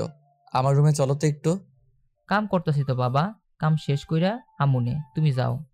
না চাচা, এখনই চলো প্লিজ। আরে বাবা, করতাছো কি? আমার হাতে ময়লা, সাইরা দাও, ধুইয়া লই। দূর, পরে ধোবা, এখন আসো তো। আচ্ছা চলো। চাচা বসো এখানে। চাচাকে বসিয়ে আমি চাচার সামনে একটা চেয়ার নিয়ে বসলাম। কও এবার কি কইবা? চাচা, আমাকে তো তুমি খুব ভালোবাসো, তাই না? হ, তোমার আমি নিজের পোলার মতোই ভালোবাসি। এখন কি কইবা কইয়া ফালাও তো জলদি। আমার আবার তরকারি চুলায়। চাচা, আমার মাথায় হাত রেখে বলো, আমি যা জানতে চাইবো সব সত্যি কথা বলবে। হ দিলাম, অহন কৌদেহি বাবা। চাচা, সত্যি কি কখনো আমার চোখের আর কিডনির অপারেশন হয়েছিল চাচা? তুমি কিন্তু আমার মাথায় হাত রেখে কথা দিয়েছো, মিথ্যা বললে কিন্তু আমি মারা যাব। ইয়ে মানে সৌরভ বাবা, কি হলো চাচা, বলো। এসব কথা অহন থাক না বাবা। চাচা, আমার কসম, সত্যিটা বলো প্লিজ। আসলে বাবা, তোমার অপারেশন হয়েছিল কিন্তু। চাচা কিছু একটা বলতে যাচ্ছিল, হঠাৎ বাবা ডাক দিল চাচাকে। তাকিয়ে দেখলাম বাবা আমার রুমের দরজার কাছে দাঁড়িয়ে আছেন। হাজিম ভাই, নিচে আসুন, আপনার সাথে কথা আছে। কিন্তু বাবা, আমি একটু কথা বলছিলাম চাচার সাথে। আপনি নিচে যান চাচা, একটু পরে যাবে। চাচা, তুমি আবার কোথায় যাচ্ছ? দাঁড়াও। পরে আমনে বাবা। কথাটা বলে চাচা মাথা নিচু করে চলে গেল সেখান থেকে। মনে হলো চাচা ভয় পেয়ে চলে গেল। সেখান থেকে আমি বেলকনিতে দাঁড়িয়ে আছি, হঠাৎ ফোনটা বেজে উঠলো। ফোনটা নিয়ে দেখলাম সেজুতি কল দিয়েছে। হ্যাঁ, সেজুতি, বলো, কেমন আছো? বন্ধু, আমি বলছি। অনু।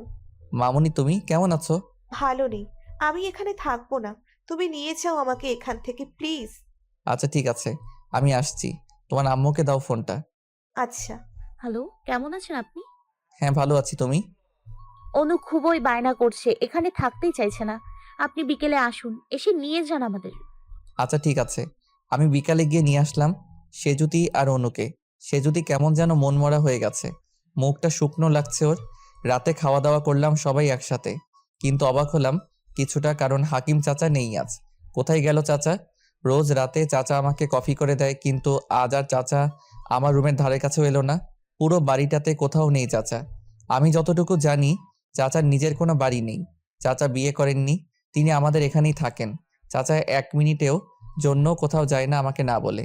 তাহলে আজ কি এমন হলো যে আমাকে না বলে চলে গেল? এসব ভাবছি রাত 12টার সময় বেলকনিতে দাঁড়িয়ে দাঁড়িয়ে হঠাৎ বিষম লাগলো। কি হলো? কি হলো? একটু দাঁড়ান, আমি নিচে থেকে পানি নিয়ে আসছি। কথাটা বলে সেজুতি দৌড়ে নিচে গেল পানি আনতে। কিছুক্ষণ পর জোরে একটা চিৎকার শুনতে পারলাম। দৌড়ে নিচে গেলাম, দেখলাম সেজুতি চিৎকার করছে। ও আমাকে দেখে চিৎকার করে উঠে আমার দিকে দৌড়ে এসে আমাকে জড়িয়ে ধরে কাঁদতে লাগলো। কি হয়েছে সেজুতি, এমন করছো কেন? কি হয়েছে বলো আমাকে। সেজুতি সিঁড়ির পাশে হাকিম চাচার রুমের দিকে ইশারা করলো, তারপর চোখ বড় বড় করে বলল, সৌরভ, হাকিম চাচা, হাকিম চাচা। কি হয়েছে হাকিম চাচার? কিছু বলেছে হাকিম চাচা তোমাকে? না হাকিম চাচা, হাকিম চাচা। কি তখন থেকে হাকিম চাচা করছো? চলো তো দেখি। আমি চাচার রুমের দিকে এগিয়ে গেলাম। গিয়ে যা দেখলাম সেটা দেখে আমি নিজের চোখকেও বিশ্বাস করতে পারছিলাম না। দেখলাম হাকিম চাচা ফ্যানের সাথে ঝুলছে। হ্যাঁ, হাকিম চাচা গলায় দড়ি দিয়েছে। আমার বিশ্বাস হচ্ছে না। আমি দৌড়ে গেলাম চাচার কাছে, চাচাকে নিচে নামালাম, চাচাকে জড়িয়ে ধরে হাউমাউ করে কাঁদতে লাগলাম। চাচা আমার বাবার চেয়েও বেশি কিছু ছিল। বাবার মতো একটা বন্ধুকে হারালাম। জানি না কি এমন হয়েছে যে জন্য চাচাকে আত্মহত্যা করতে হলো। সে যদি সাথে সাথে বলে উঠল, সৌরভ, 1 মিনিট। একটা জিনিস খেয়াল করেছেন আপনি? কি? এই ঘরে কোনো চেয়ার নেই, কোনো টেবিল টুল কিছুই নেই। আর হাকিম চাচার হাইট দেখে মনে হয়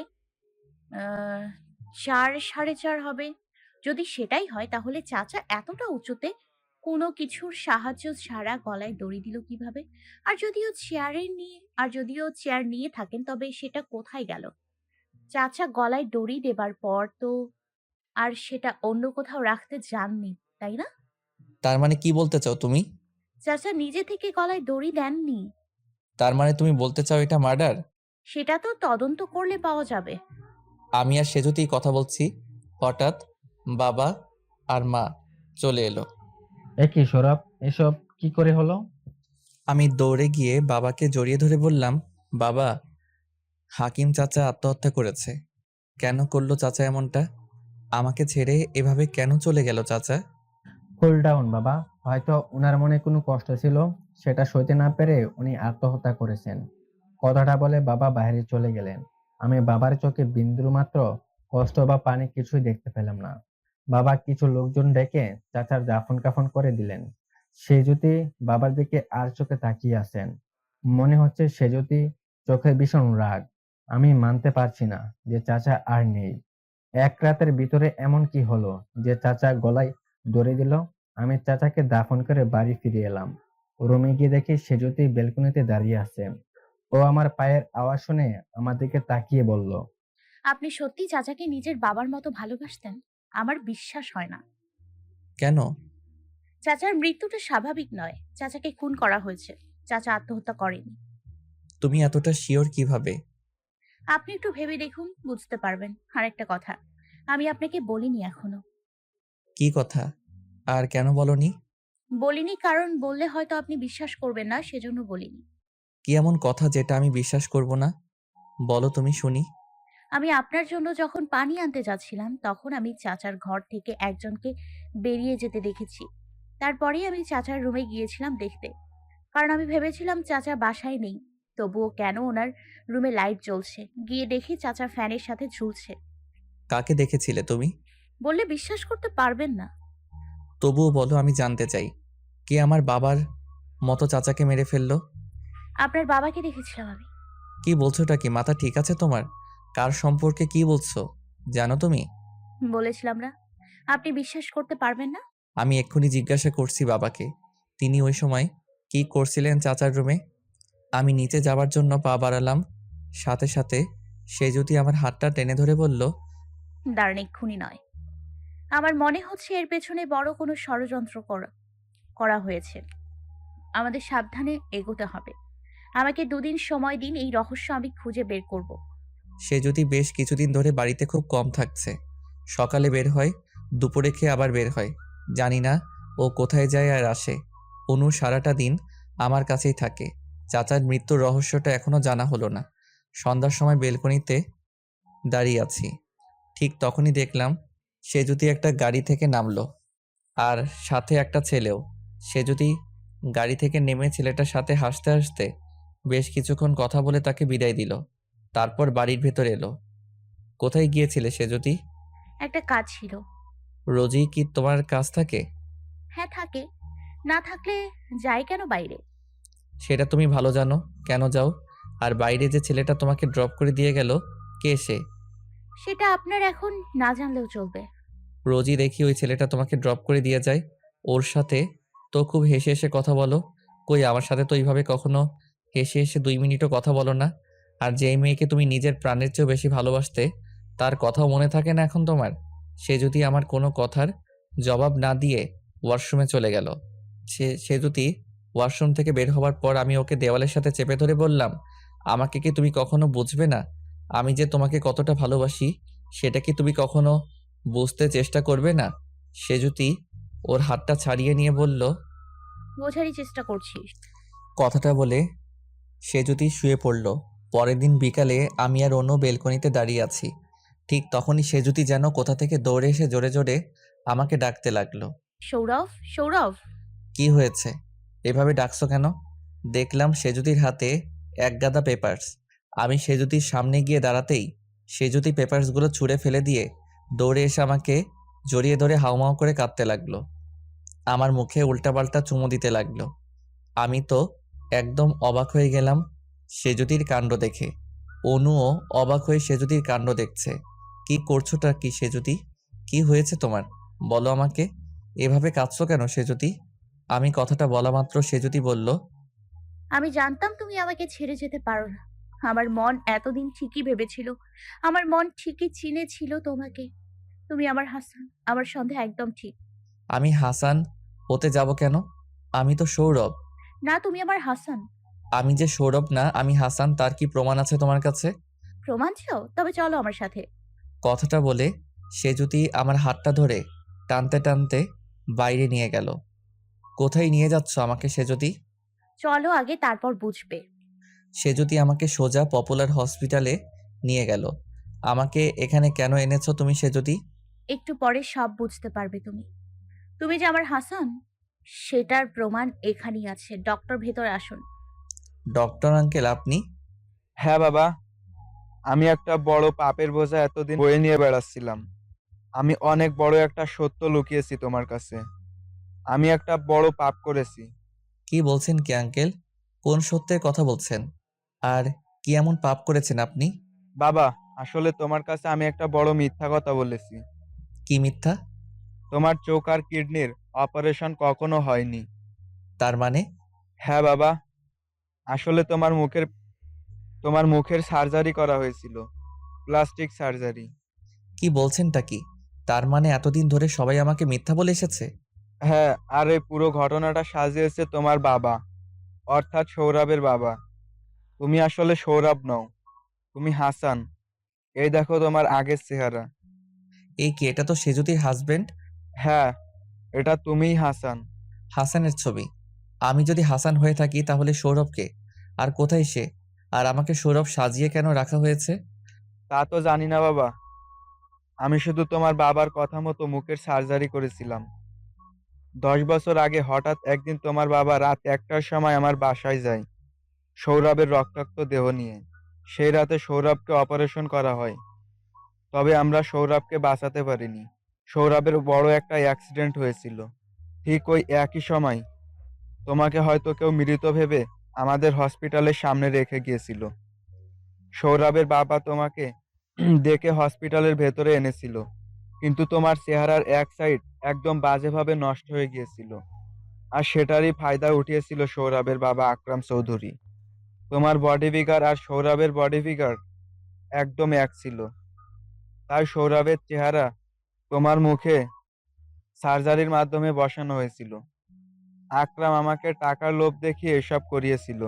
আমিও অর্থ লোভে অন্ধ হয়ে গিয়েছিলাম। তারপর সৌরভের চেহারা নষ্ট করে তাকে তোমার পোশাক পরিয়ে তোমার বাড়িতে সৌরভের লাশটা পাঠানো হয়, হাসান সাজিয়ে। কেউ সন্দেহ করেনি, কারণ সৌরভ আর তোমার বডি ফিগার হাইট একদম একই ছিল। সেজুতি এসে তোমার ছবি আর অপারেশন রিপোর্টগুলো দেখানোর পর আমি আর পাপের বোঝা সইতে না পেরে সবটা বলে দেই। আকরাম মানে সৌরভের বাবা প্রতিনিয়ত ভয় দেখাতে থাকে আমাকে। আমি যদি এসব কথা বলি তাহলে সে আমাকে খুন করে ফেলবে। সেই ভয়ে আমি কিছু বলিনি এতদিন। তারপর আকরাম আরো বেশি সুযোগ পেয়ে গেল। যখন দেখলো তুমি আগের সবকিছু ভুলে গেছো, তখন ও নিজের মতো করে যা না তা বলে তোমার ব্রেন ওয়াশ করলো। কিন্তু এত কিছু করে ওনার কি লাভ? সেটা তো আমি জানি না, সেটা আকরামই ভালো বলতে পারবে। ও খুব ভয়ানক একজন মানুষ। দয়া মায়া বলতে ওর শরীরে কিচ্ছু নেই। সৌরভের যখন 10 বছর, তখন আকরাম সৌরভের মাকে ফ্যানের সাথে ঝুলিয়ে মেরে ফেলে। পরে সেটা আত্মহত্যা বলে চালিয়ে দেয়। সেই ঘটনা আমি আর হাকিস চাচা ছাড়া আর কেউ জানে না, কারণ তখন আকরামের সাথে আমার গভীর বন্ধুত্ব ছিল। ওই ঘটনার পর থেকে আমি আকরামের সাথে কম মেলামেশা করি। কি বলছেনটা কি? ডক্টর আঙ্কেলের কথা শুনে আমি মাথায় হাত দিয়ে বসে পড়লাম। তার মানে চাচা যে বলতেন মা অশোকে মারা গিয়েছিলেন, সেটাও মিথ্যা ছিল? আপনি পুলিশকে কিছু জানাননি কেন এতদিন? বললে আকরাম আমাকে মেরেই ফেলবে। তুমি চিনো না ওকে, ও সব পারে টাকার জন্য। আমি যে এসব কথা তোমাকে বলেছি, তুমি প্লিজ তোমার বাবাকে বলো না। কথাটা বলে আঙ্কেল আমার পা জড়িয়ে ধরলেন। এ কি? ছি! কি করছেন আপনি? এটা ছাড়ুন। আপনি আমার বাবার বয়সী। আপনি কেন আমার পা ধরছেন? আমি কথা দিচ্ছি, আমি এসব কথা বাবাকে কিছুই বলবো না। আপনি সাবধানে থাকবেন। আমরা এখন আসছি। আর ঘটনার মূল উদ্দেশ্য আমাকে খুঁজে বের করতে হবে, না হলে আরো নিরীহ মানুষের জীবন চলে যাবে। এবার তুমি বুঝতে পারছো তো হাসান, হাকিম চাচাকে কে মেরেছে? হ্যাঁ সেজতি, আমার কাছে সবটা এখন পরিষ্কার হচ্ছে আস্তে আস্তে। কিন্তু একটা জিনিস আমি কিছুতেই বুঝতে পারছি না, এত কিছু কিসের জন্য এবং কেন করলেন বাবা? এখনো বাবা বলবে ওই লোকটাকে? না, কখনো না। ওই খুনি আমার বাবা কিছুতেই হতে পারে না। হাসান এখন চলো, তোমাকে আর একজনের সাথে পরিচয় করিয়ে দিই। কার সাথে? এই যে, ও হলো ইমরান, আমরা একসাথে পড়াশোনা করেছি। এটা তো সেই ছেলেটা যে তোমাকে রোজ ড্রপ করে দিত। হ্যাঁ হাসান, ও না থাকলে আজ আমি তোমাকে আবার ফিরে পেতাম না আমার জীবনে। এসব জানার জন্য অনেক অনেক হেল্প করেছো আমাকে। এবার বুঝতে পারছো না সবটা? হ্যাঁ পেরেছি। আজই আমি আকরাম চৌধুরীর মুখোশ ফাঁস করে দেব পুলিশের কাছে। না হাসান, এখনো পুরো ঘটনাটা জানি না আমরা। এসব করার পেছনে আকরাম চৌধুরীর মূল উদ্দেশ্যটা আমাদের আগে জানতে হবে। তার জন্য তোমাকে আরো কিছুদিন সৌরভ সেজে অভিনয় করতে হবে। আচ্ছা ঠিক আছে। আমি আর সেজুতি বাসায় চলে এলাম। সেজুতি আমাকে জড়িয়ে ধরে শুয়ে আছে, আমাদের বিয়ের ছবিগুলো দেখাতে লাগলো। দেখো হাসান, এটা আমাদের গায়ে হলুদের আর একটা বিয়ের ছবি। সেজুতি আমার এসব কথা কিছুই মনে নেই। জানি না কখনো আর মনে পড়বে কিনা।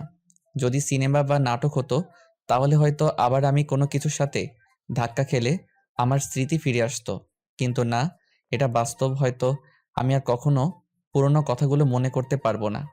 সে যদি আমাকে ছেড়ে উঠে বেলকনিতে চলে গেল। ওর কাছে গিয়ে দেখলাম ও কাঁদছে। দেখলাম সে যদি বেলকনিতে দাঁড়িয়ে কাঁদছে। আমি সেজুতিকে জড়িয়ে ধরে বললাম, সেজুতি, আমি জানি না আমি সত্যি কখনো আগের কথাগুলো মনে করতে পারবো কিনা, তবে আমি হাসান হই আর সৌরভী হই। আমি যে তোমাকে ভালোবাসি সেটাই সব থেকে বড় সত্য। সেজুতি আমাকে জড়িয়ে ধরে বলল, আমাদের কত স্মৃতি, কত কথা সব ভুলে গেছো তুমি? ভাবলেই আমার বুকের ভেতরটা ভেঙে চুরে যাচ্ছে। সেজুতি, আমি যে তোমাকে ভালোবাসি এর থেকে কি তোমার কাছে ওইসব বড় হয়ে গেল? না হাসান, তোমার কিছু মনে করার দরকার নেই। আমি যে তোমাকে আবার আমার জীবনে ফিরে পেয়েছি সেটাই খোদার অশেষ কৃপা। আমি আর হারাতে চাই না তোমাকে। আম্মু, তোমরা লুকিয়ে লুকিয়ে প্রেম করছো? অনুকে দেখা মাত্র আমার বুকের ভেতরটা মোচড় দিয়ে উঠল। ওর মুখটা আমার দু হাতের মুঠোর ভেতরে নিয়ে আমি অবাক হয়ে ওকে দেখতে লাগলাম।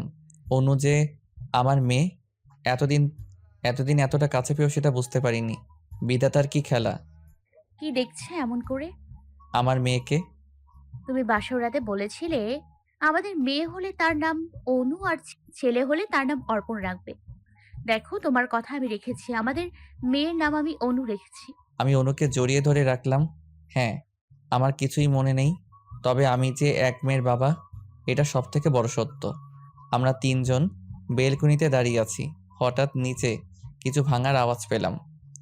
আমি দৌড়ে নিচে গেলাম দেখার জন্য। গিয়ে দেখি বাবা মাকে মারছেন। আমি নিচে গেলাম। কি করছেনটা কি? ওনাকে এভাবে মারছেন কেন? তাতে তোমার কি? তুমি তোমার ঘরে যাও সৌরভ। উনি আমাকে জন্ম না দিলেও উনি আমার মা। আর আপনি এভাবে আমার সামনে আমার মাকে মারতে পারেন না। আমার কথাটা শুনে মা আমার মুখের দিকে অবাক হয়ে তাকিয়ে রইলেন। তারপর আমি কথাটা বলার সাথে সাথে আমার সৎমা দৌড়ে আমার পিছে এসে লুকালো। সে যদি মাকে আমাদের রুমে নিয়ে গেল। আপনি যদি আর কখনো মাকে এভাবে মারধর করেন তাহলে একদম ভালো হবে না বলে দিলাম। কথাটা বলে আমি চলে এলাম। আর বাবা আমার দিকে তাকিয়ে রইল। রুমে এসে দেখলাম মা কাঁদছেন। বাবা ওনাকে এতটাই মেরেছেন যে কালশিরা পড়ে গেছে। মা বাচ্চাদের মতো ফুপিয়ে ফুপিয়ে কাঁদছেন। সে যদি মায়ের গায়ে মলম লাগিয়ে দিচ্ছে। আমি চলে এলাম সেখান থেকে নিচে। এসে দেখলাম বাবা কারোর সাথে ফোনে চিৎকার করে গালাগালি দিয়ে কথা বলছে। একটু কাছে গিয়ে বুঝলাম বাবা ডক্টর আঙ্কেলের সাথে কথা বলছেন, আমি এই সম্পত্তির জন্য কি কি করতে পারি তোর সেটা নিশ্চয় অজানা নয়। তুই এবার বুঝবি কত ধানের কত চাল। আমি বাবার কথা শুনে বুঝতে পারলাম তিনি নিশ্চয়ই এবার ডক্টর আঙ্কেলের কোনো ক্ষতি করবেন। আমি সাথে সাথে সেখান থেকে বেরিয়ে এসে ডক্টর আঙ্কেলকে অনবরত কল দিতে লাগলাম, কিন্তু ৮-১০ বার কল দেওয়ার পরও আঙ্কেল কল রিসিভ করলো না। আমি না পেরে হসপিটালে চলে গেলাম। হসপিটালেও আঙ্কেলকে পেলাম না। বাসায় ফিরে আসছি, ঠিক তখনই দেখি রাস্তায় অনেক ভিড়। একজনকে ডেকে বললাম, কি হয়েছে ভাই, এখানে এত ভিড় কেন? আর বলবেন না ভাই, একটু আগে একটা ট্রাক এসে পিষে দিয়ে গেল এই গাড়িটাকে। ভেতরে লোকটা একেবারে দেখার হাল নেই।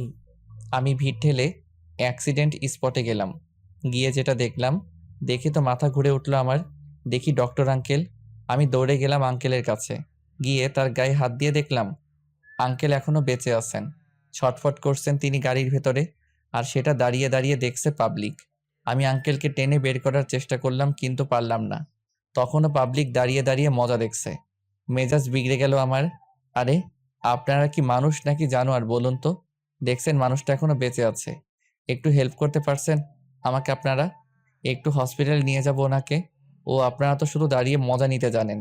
আর কেউ মারা যাচ্ছে দেখেও সেটা দাঁড়িয়ে ভিডিও করতে পারেন, কিন্তু তাকে একটু হসপিটালে নিয়ে যেতে পারেন না। ছি, আল্লাহ না করুক আপনাদের ফ্যামিলির কারো যেন এই অবস্থা না হয়। আমি কথাগুলো বলার সাথে সাথে কয়েকজন লোক এগিয়ে আসলো আমাকে সাহায্য করতে। আমরা সবাই মিলে আঙ্কেলকে গাড়িতে তুললাম, কিন্তু দুর্ভাগ্যবশত আমি হসপিটালে নিয়ে যাওয়ার আগে তিনি মারা গেলেন। ওনাকে ওনার ফ্যামিলির কাছে দিয়ে আমি বাড়ি চলে এলাম। মনে হচ্ছে এটাও বাবার কাজ। বাড়ি ফিরে দেখি বাবা মাকে আবারও মারছেন। আমি বাবাকে ধাক্কা দিয়ে ফেলে দিয়ে মাকে নিয়ে চলে এলাম আমার রুমে। দেখলাম সেজুতি অনুকে জড়িয়ে ধরে কাঁদছে। কি হয়েছে সেজুতি? বাবা, দাদু আম্মুকে ধাক্কা দিয়ে ফেলে দিয়েছে আর অনেক পচা পচা কথা বলেছে। এত বড় সাহস! কি হয়েছিল সেজুতি? না, কিছু না। আমি বলতে বলেছি তোমাকে, বলো। বাবা তোমার মাকে মারছে দেখে আমি বাধা দিতে গিয়েছিলাম, আর তারপর এসব হয়েছে। এত বড় সাহস যে বাবা তোমাকে, আজ বাবার একদিন কি আমার একদিন। কথাটা বলে আমি বাবার কাছে যাবার জন্য পা বাড়ালাম। ঠিক তখনই আমার সৎ মা আমার হাত টেনে ধরলো। দাঁড়াও সৌরভ, এই ভুলটা করো না তুমি। ও তোমাকেও ছাড়বে না তাহলে। ও মানুষ না, ও একটা জানোয়ার। কথাটা বলে মা চলে গেল সেখান থেকে। আমি আর সেজুতি অবাক হয়ে গেলাম মায়ের এসব কথা শুনে। শুয়ে আছি, রাত ঠিক 2টা বাজে, চোখে ঘুম নেই একটুও। শুধু ভাবছি কিভাবে আকরাম চৌধুরীর মুখোশ খুলে ফেলা যায়। হঠাৎ দরজায় কেউ কড়া নাড়ল ঠক ঠক করে। কে কে? আমি বারবার ডাকা সত্ত্বেও কেউ সাড়া দিল না। না পেরে শেষে গিয়ে দরজা খুললাম। দরজা খুলতেই আমি একেবারে অবাক, দেখি মা দাঁড়িয়ে আছেন। মা, আপনি এত রাতে এখানে? বাবা আবার মারছে আপনাকে, চলুন আজ বাবার একদিন কি। দাঁড়াও সৌরভ, এইসব কিছু না। জলদি ভেতরে এসো, কথা আছে তোমার সাথে। কথাটা বলে মা আমার হাতটা টানতে টানতে ভেতরে নিয়ে গেলেন। কি হয়েছে বলুন? কি এমন কথা যে এত রাতে এভাবে লুকিয়ে আমার রুমে আসতে হলো আপনার? চুপ, আস্তে কথা বল বাবা, না হলে তোর বাবা টের পেলে শেষ করে ফেলবে আমাকে। ও, তোর বাবাই বা কেন বলছি? ও তো তোর আসল বাবা না। আমরা কথা বলছি সাথে সাথে সে যদি উঠে এসে বলল, মা আপনি এখানে? বাবা আবার মেরেছে আপনাকে? ছি, মানুষ না আসলে বাবা। না মা, তোমার শ্বশুর আমাকে মারেনি। আসলে তোমাদের সাথে কিছু কথা ছিল আমার। কি কথা বলুন? সৌরভ, তুমি আর সে যদি পালিয়ে যাও এখান থেকে, তা না হলে ও তোমাদেরকেও মেরে ফেলবে। যেমন ভাবে ও হাকিম ভাই, সৌরভের মা আর ডক্টরকে মেরেছে। মানে? হ্যাঁ বাবা, তোমার হাকিম চাচা সুইসাইড করেনি, তাকে খুন করেছিল তোমার বাবা। আর ডক্টরকেও তোমার বাবা লোক লাগিয়ে ট্রাক চাপা দিয়ে মেরেছে। সবটাই আমি জানি মা। আমি যে ওনার ছেলে সৌরভ না সেটাও আমি জানি। তুমি সবটা জেনেও এখন এখানে পড়ে আছো? পালিয়ে যাও এক্ষুনি। না মা, এখনো তো আসল কথাটা জানার বাকি আছে। কি কথা? এত কিছু কিসের জন্য? এত খুন, এত লুকোচুরি, এত রহস্য, এত মিথ্যে কথা কেন? কেন এত কিছু কিসের জন্য? সব এই সম্পত্তির জন্য। কি? হ্যাঁ, তুমি হয়তো জানো না, সৌরভের মায়ের নামে কোটি কোটি টাকার সম্পত্তি ছিল। ছিল মানে? এখন কার নামে সেগুলো? তোমার বাবা, মানে সৌরভের বাবা, সৌরভের মাকে এই সম্পত্তির জন্যই বিয়ে করেছিল। কিন্তু পরে তোমার মায়ের ওপর অসহ্য অত্যাচার করার পরেও সৌরভের মা সেই সম্পত্তি সৌরভের বাবার নামে করেনি। কারণ সৌরভের মা জানতো সৌরভের বাবা সব জুয়া খেলে নষ্ট করে ফেলবে। একদিন সৌরভের বাবা জানতে পারে যে যেই দিন সৌরভের মা মারা যাবে, তার সেই সব সম্পত্তি পাবে তার স্বামী, মানে আকরাম। তাই আকরাম সৌরভের মাকে খুন করে ফেলে। কিন্তু খুন করার পরে দেখলো সৌরভের মা মৃত্যুর আগে সব সম্পত্তি তার ছেলে সৌরভের নামে করে দিয়ে গিয়েছে। সেইটা দেখে তো আকরামের মাথায় খারাপ হয়ে যায়। তাই আকরাম, মানে সৌরভের বাবা, সৌরভকেও মেরে ফেলার পরিকল্পনা করে। লোক পাঠায় সৌরভকে মারার জন্য। কিন্তু কিন্তু কি? পরে আকরাম জানতে পারে সৌরভ মারা গেলে সেই সব সম্পত্তি অনাথ আশ্রমে চলে যাবে। সৌরভ না থাকাকালীন ওই সম্পত্তি ভোগ করবে অনাথ আশ্রমের ওই শিশুরা। আর সৌরভ বেঁচে থাকাকালীন যদি ওই সম্পত্তি সে অন্য কাউকে লিখে দেয়, তাহলে সেই সম্পত্তি তখন তার হবে। কথাটা জানার পর সৌরভের বাবা তার ঠিক করা লোকেদেরকে সৌরভকে মারতে বারণ করবে। কিন্তু তখন অনেক দেরি হয়ে গিয়েছিল। ওই লোকগুলো সৌরভকে মেরে দিয়েছিল। পরে সৌরভকে আকরাম হসপিটালে নিয়ে গিয়েছিল, কিন্তু তাকে আর বাঁচাতে পারেনি। সৌরভ আর তোমার বডি ফিগার সব এক, তাই তোমাকে আকরাম রাস্তা থেকে তুলে এনে সার্জারি করায়, যাতে পরেও তোমাকে সৌরভ সাজিয়ে লিগালি সব সম্পত্তি লিখে নিতে পারে। ও যদি জানতে পারে তুমি সবটা জেনে গেছো, তাহলে ও তোমাদের কাউকে ছাড়বে না। তাই বকুলকে বাঁচাতে চাইলে পালিয়ে যাও এখান থেকে। না মা, আমি পালাবো না। ওই লোকটার পাপের ঘোড়া পূর্ণ হয়ে গেছে, শাস্তি তো ওনাকে পেতেই হবে। আপনি শুধু একটু আমার সাথে থাকুন আর দেখুন আমি কি কি করি। বাবার মুখ থেকে সব সত্য কথা বের করানোর জন্য আমি, সেজুতি আর মা একটা প্ল্যান করলাম, যাতে বাবা নিজে সবকিছু বলে পুলিশকে। আমিও সৌরভের চরিত্রে আগের মতোই অভিনয় করতে লাগলাম। কিছুদিন পর একদিন রাতে হঠাৎ বাবার চিৎকার শুনে দৌড়ে গেলাম। বাবার রুমে গিয়ে দেখি বাবা ভয়ে এক কোণে চুপটি করে বসে থরথর করে কাঁপছেন। আমরা তার রুমে যাবার সাথে সাথে বাবা আমাদের কাছে দৌড়ে এসে আমাদের পেছনে লুকিয়ে বলতে লাগলো, শাহানা, শাহানা, মানে? শাহানা সৌরভের মা, মানে তোমার মা এসেছিল। মানে কি বলছেনটা কি? মা কোথা থেকে আসবেন? তিনি তো সে কত বছর হলো মারা গেছেন। না, এসেছিল, আমি একদম স্পষ্ট দেখেছি। ও আমার নাম ধরে ডেকেছিল, বলেছিল আমি তোমার জন্য অপেক্ষা করছি আকরাম, তুমি কবে আসবে আমার কাছে। এটা কি করে সম্ভব? নিশ্চয়ই আপনি স্বপ্ন দেখেছেন। না না না, আমি স্বপ্ন দেখিনি, ও সত্যি এসেছিল। জানি না বাবার কি হয়েছে, মা তো সে কবে মারা গিয়েছেন, তিনি কিভাবে আসবেন এখানে? তবে কি বাবা আমরা ওনার সব কুকর্ম ধরে ফেলেছি বলে অভিনয় করছেন? আমার সৎ মা, অর্থাৎ সৌরভের সৎ মা, এখন আর বাবার সাথে বাবার রুমে থাকেন না, তিনি আলাদা রুমে থাকেন, কারণ বাবা তাকে রোজ মারধর করত। এভাবে ভয় পেয়ে চিৎকার করাটা বাবার রোজকার নাটক হয়ে গেল। রোজ বাবা এমনভাবে চিৎকার করেন আর বলেন, শাহানা এসেছে, ও আমাকে ডাকছে, ইত্যাদি ইত্যাদি। রোজ বাবার এইসব নাটক দেখতে আর ভালো লাগছিল না। বাবার ওই নাটকের জন্য আমাদের প্ল্যানটা সাকসেসফুলি হচ্ছিল না। বাবা এভাবে রোজ চিৎকার করত। রোজ বাবার এই অভিনয় দেখতে দেখতে আমরা বিরক্ত হয়ে গিয়েছিলাম। তাই মাঝে মাঝে বাবা চিৎকার করলেও আর যেতাম না বাবার রুমে, মা যেত। হঠাৎ একদিন রাত 3টার সময় মা এসে বললেন বাবা নাকি সুইসাইড করেছেন। আমরা সবাই দৌড়ে গেলাম নিচে বাবার রুমে। দেখলাম বাবা নিজের হাত কেটেছেন ব্লেড দিয়ে। বাবার হাত দেখে গায়ের ভেতরটা কেমন জানি কাটা দিয়ে উঠছিল। এমনভাবে কুচি কুচি করে কেটেছিল বাবা হাতটা। দেখে মনে হচ্ছে অনবরত ব্লেড চালিয়েছেন হাতে, হাড় বেরিয়ে গেছে হাতের, রক্তে পুরো রুম মাখামাখি হয়ে আছে। বাবার কোনো সেন্স নেই। আমরা তাড়াতাড়ি বাবাকে হসপিটালে নিয়ে গেলাম। অনেক রক্ত বেরিয়ে গেছে বাবার হাত দিয়ে। ডক্টর দেখে বললেন আর আধা ঘন্টার মতো দেরি হলে বাবাকে আর বাঁচানো যেত না। আমি আর সে যদি বাড়িতে চলে এলাম। মা হসপিটালে থাকলেন। আমরা অনেক অবাক হয়েছি বাবার এই ধরনের কাজ দেখে। এতদিন ভাবতাম বাবা অভিনয় করছেন, কিন্তু এখন মনে হচ্ছে না, এর পেছনে নিশ্চয়ই কোনো রহস্য আছে। কিছুদিন পর বাবাকে হসপিটাল থেকে বাড়িতে আনা হলো। তারপর থেকে বাবা কারোর সাথে কথাও বলে না, নিজের রুমের দরজাটাও খুলে না, আগের মতো চিৎকারও করে না। জানি না এমন বাঘের মতো লোকটার হঠাৎ কি হয়ে গেল। দরজায় নক করলে বাবা চলে যাও চলে যাও বলে চিৎকার করা শুরু করেন। খাওয়া দাওয়া একদমই ছেড়ে দিয়েছেন বাবা। এমন করে 4টা মাস কেটে গেল। মা মাঝে মাঝে জোর করে বাবাকে খাওয়াতো। কিছুদিন ধরে বাবা কিছু খাওয়াও ছেড়ে দিল আর দরজাটাও খুলে না। বেশ কয়েকদিন ধরে বাবার কোনো সাড়া শব্দ না পেয়ে একদিন সকালে বাবার রুমের দরজাটা ভেঙেই ফেললাম। দরজা খোলার সাথে সাথে মাংস পচা গন্ধ নাকে এলো। বমি উঠে যাওয়ার মতো অবস্থা হলো। তাকিয়ে দেখি বাবা ফ্যানের সাথে ঝুলছেন। হ্যাঁ, বাবা গলায় দড়ি দিয়েছেন, সুইসাইড করেছেন বাবা। তার শরীরে পচন ধরেছে, জানি না কবে সুইসাইড করেছেন তিনি। সে যদি রুমে ঢোকা মাত্র মুখ চেপে বাইরে বের হয়ে এসে বমি করে দিল হরহর করে। আমরা সবাই বাবাকে এই অবস্থায় দেখে একেবারে পাথর হয়ে গেলাম। কি এমন ঘটেছিল যার কারণে এমন জানোয়ারের মতো একটা মানুষ, যার মনে কোনো দয়া মায়া নেই, সেই মানুষটি সুইসাইড করলো?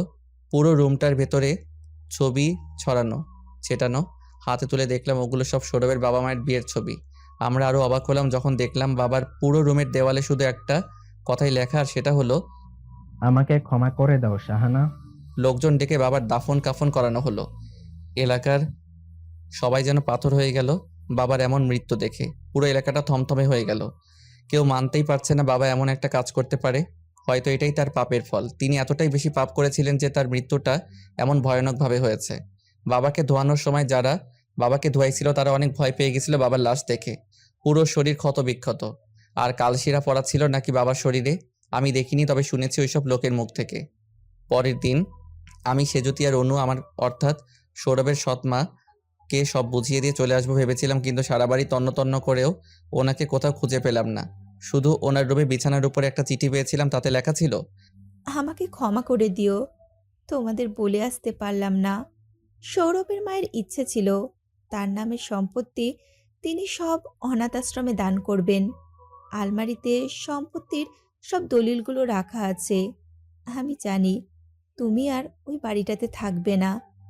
এতদিন যখন সৌরভ সেজেছিলে, আর 2টো দিন না হয় থাকো, কারণ ওই সম্পত্তি সৌরভ ছাড়া কেউই দান করতে পারবে না অনাথ আশ্রমে। তুমি এতদিন শাহানাকে মা ভেবে এসেছো, তাই তার এই শেষ ইচ্ছেটাও পূরণ করো। ওই সম্পত্তির 3 ভাগের 2 ভাগ দান করে দাও, আর 1 ভাগ তুমি রেখে দাও। দয়া করে আমার এই কথাটা রেখো। একজন মা হিসাবে এটাই তোমার কাছে আমার শেষ চাওয়া। আমি চাই ওই বাড়িতে তুমি সৌরভ হয়েই থাকো। মনে করো এটা আমার এই জীবনের শেষ ইচ্ছা। পূরণ করবে না বাবা তুমি? আমাকে কখনো মা মনে করে থাকলে আমার এই কথাটা রেখো। ইতি, তোমার মা। আমি মায়ের কথা মতো সবকিছু করলাম। শুধুমাত্র ওই বাড়িটা ছাড়া সব দান করে দিলাম। নিজের বাড়িতে আর ফিরে যাইনি কখনো। যে বাবা মা আমার অবর্তমানে আমার স্ত্রীকে বাসা থেকে তাড়িয়ে দেয়, সেখানে আর ফিরবো না আমি। আমি হাসান নই, সৌরভ হয়ে থাকতে চাই। এই বাড়িটার জন্যই আমি আর সেজুতি আবারও এক হতে পেরেছি, তাই এটাই হোক আমাদের শেষ ঠিকানা। সেজুতি আমার কাঁধে মাথা রেখে বলল, পুরো পৃথিবীর কাছে তুমি সৌরভ, শুধু আমার কাছে আমার হাসান হয়ে থেকো। এইভাবে ভালোবাসায় ভরে উঠল আমাদের পরিবার আবার। কিন্তু সৌরভের বাবার মৃত্যুর রহস্যটা রহস্য হয়েই থেকে গেল। ওটা আর জানা হলো না। থাক না, কিছু কথা অজানা। সব কথা যে জানতে হবে তার তো কোনো মানে নেই। কথায় আছে না, পাপ কখনো বাপকেও ছাড়ে না। সৌরভের সৎ মাকে আর কখনো দেখিনি। উনি কখনো যোগাযোগ করেননি আমাদের সাথে। আমরাও করতে পারিনি, কারণ উনি ওনার ফোনটা এখানে ফেলে রেখে গিয়েছিলেন। খুব সুখে আছি আমরা। সে যদি আমাকে ওর জীবনে ফিরে পেয়ে খুবই খুশি, আর আমিও। মাঝে মাঝে খুব মনটা খারাপ লাগে, মনে হয় যদি আগের স্মৃতিগুলো সব মনে পড়ে যেত আবার। কিন্তু না, এটা তো আর সিনেমা না, বাস্তব।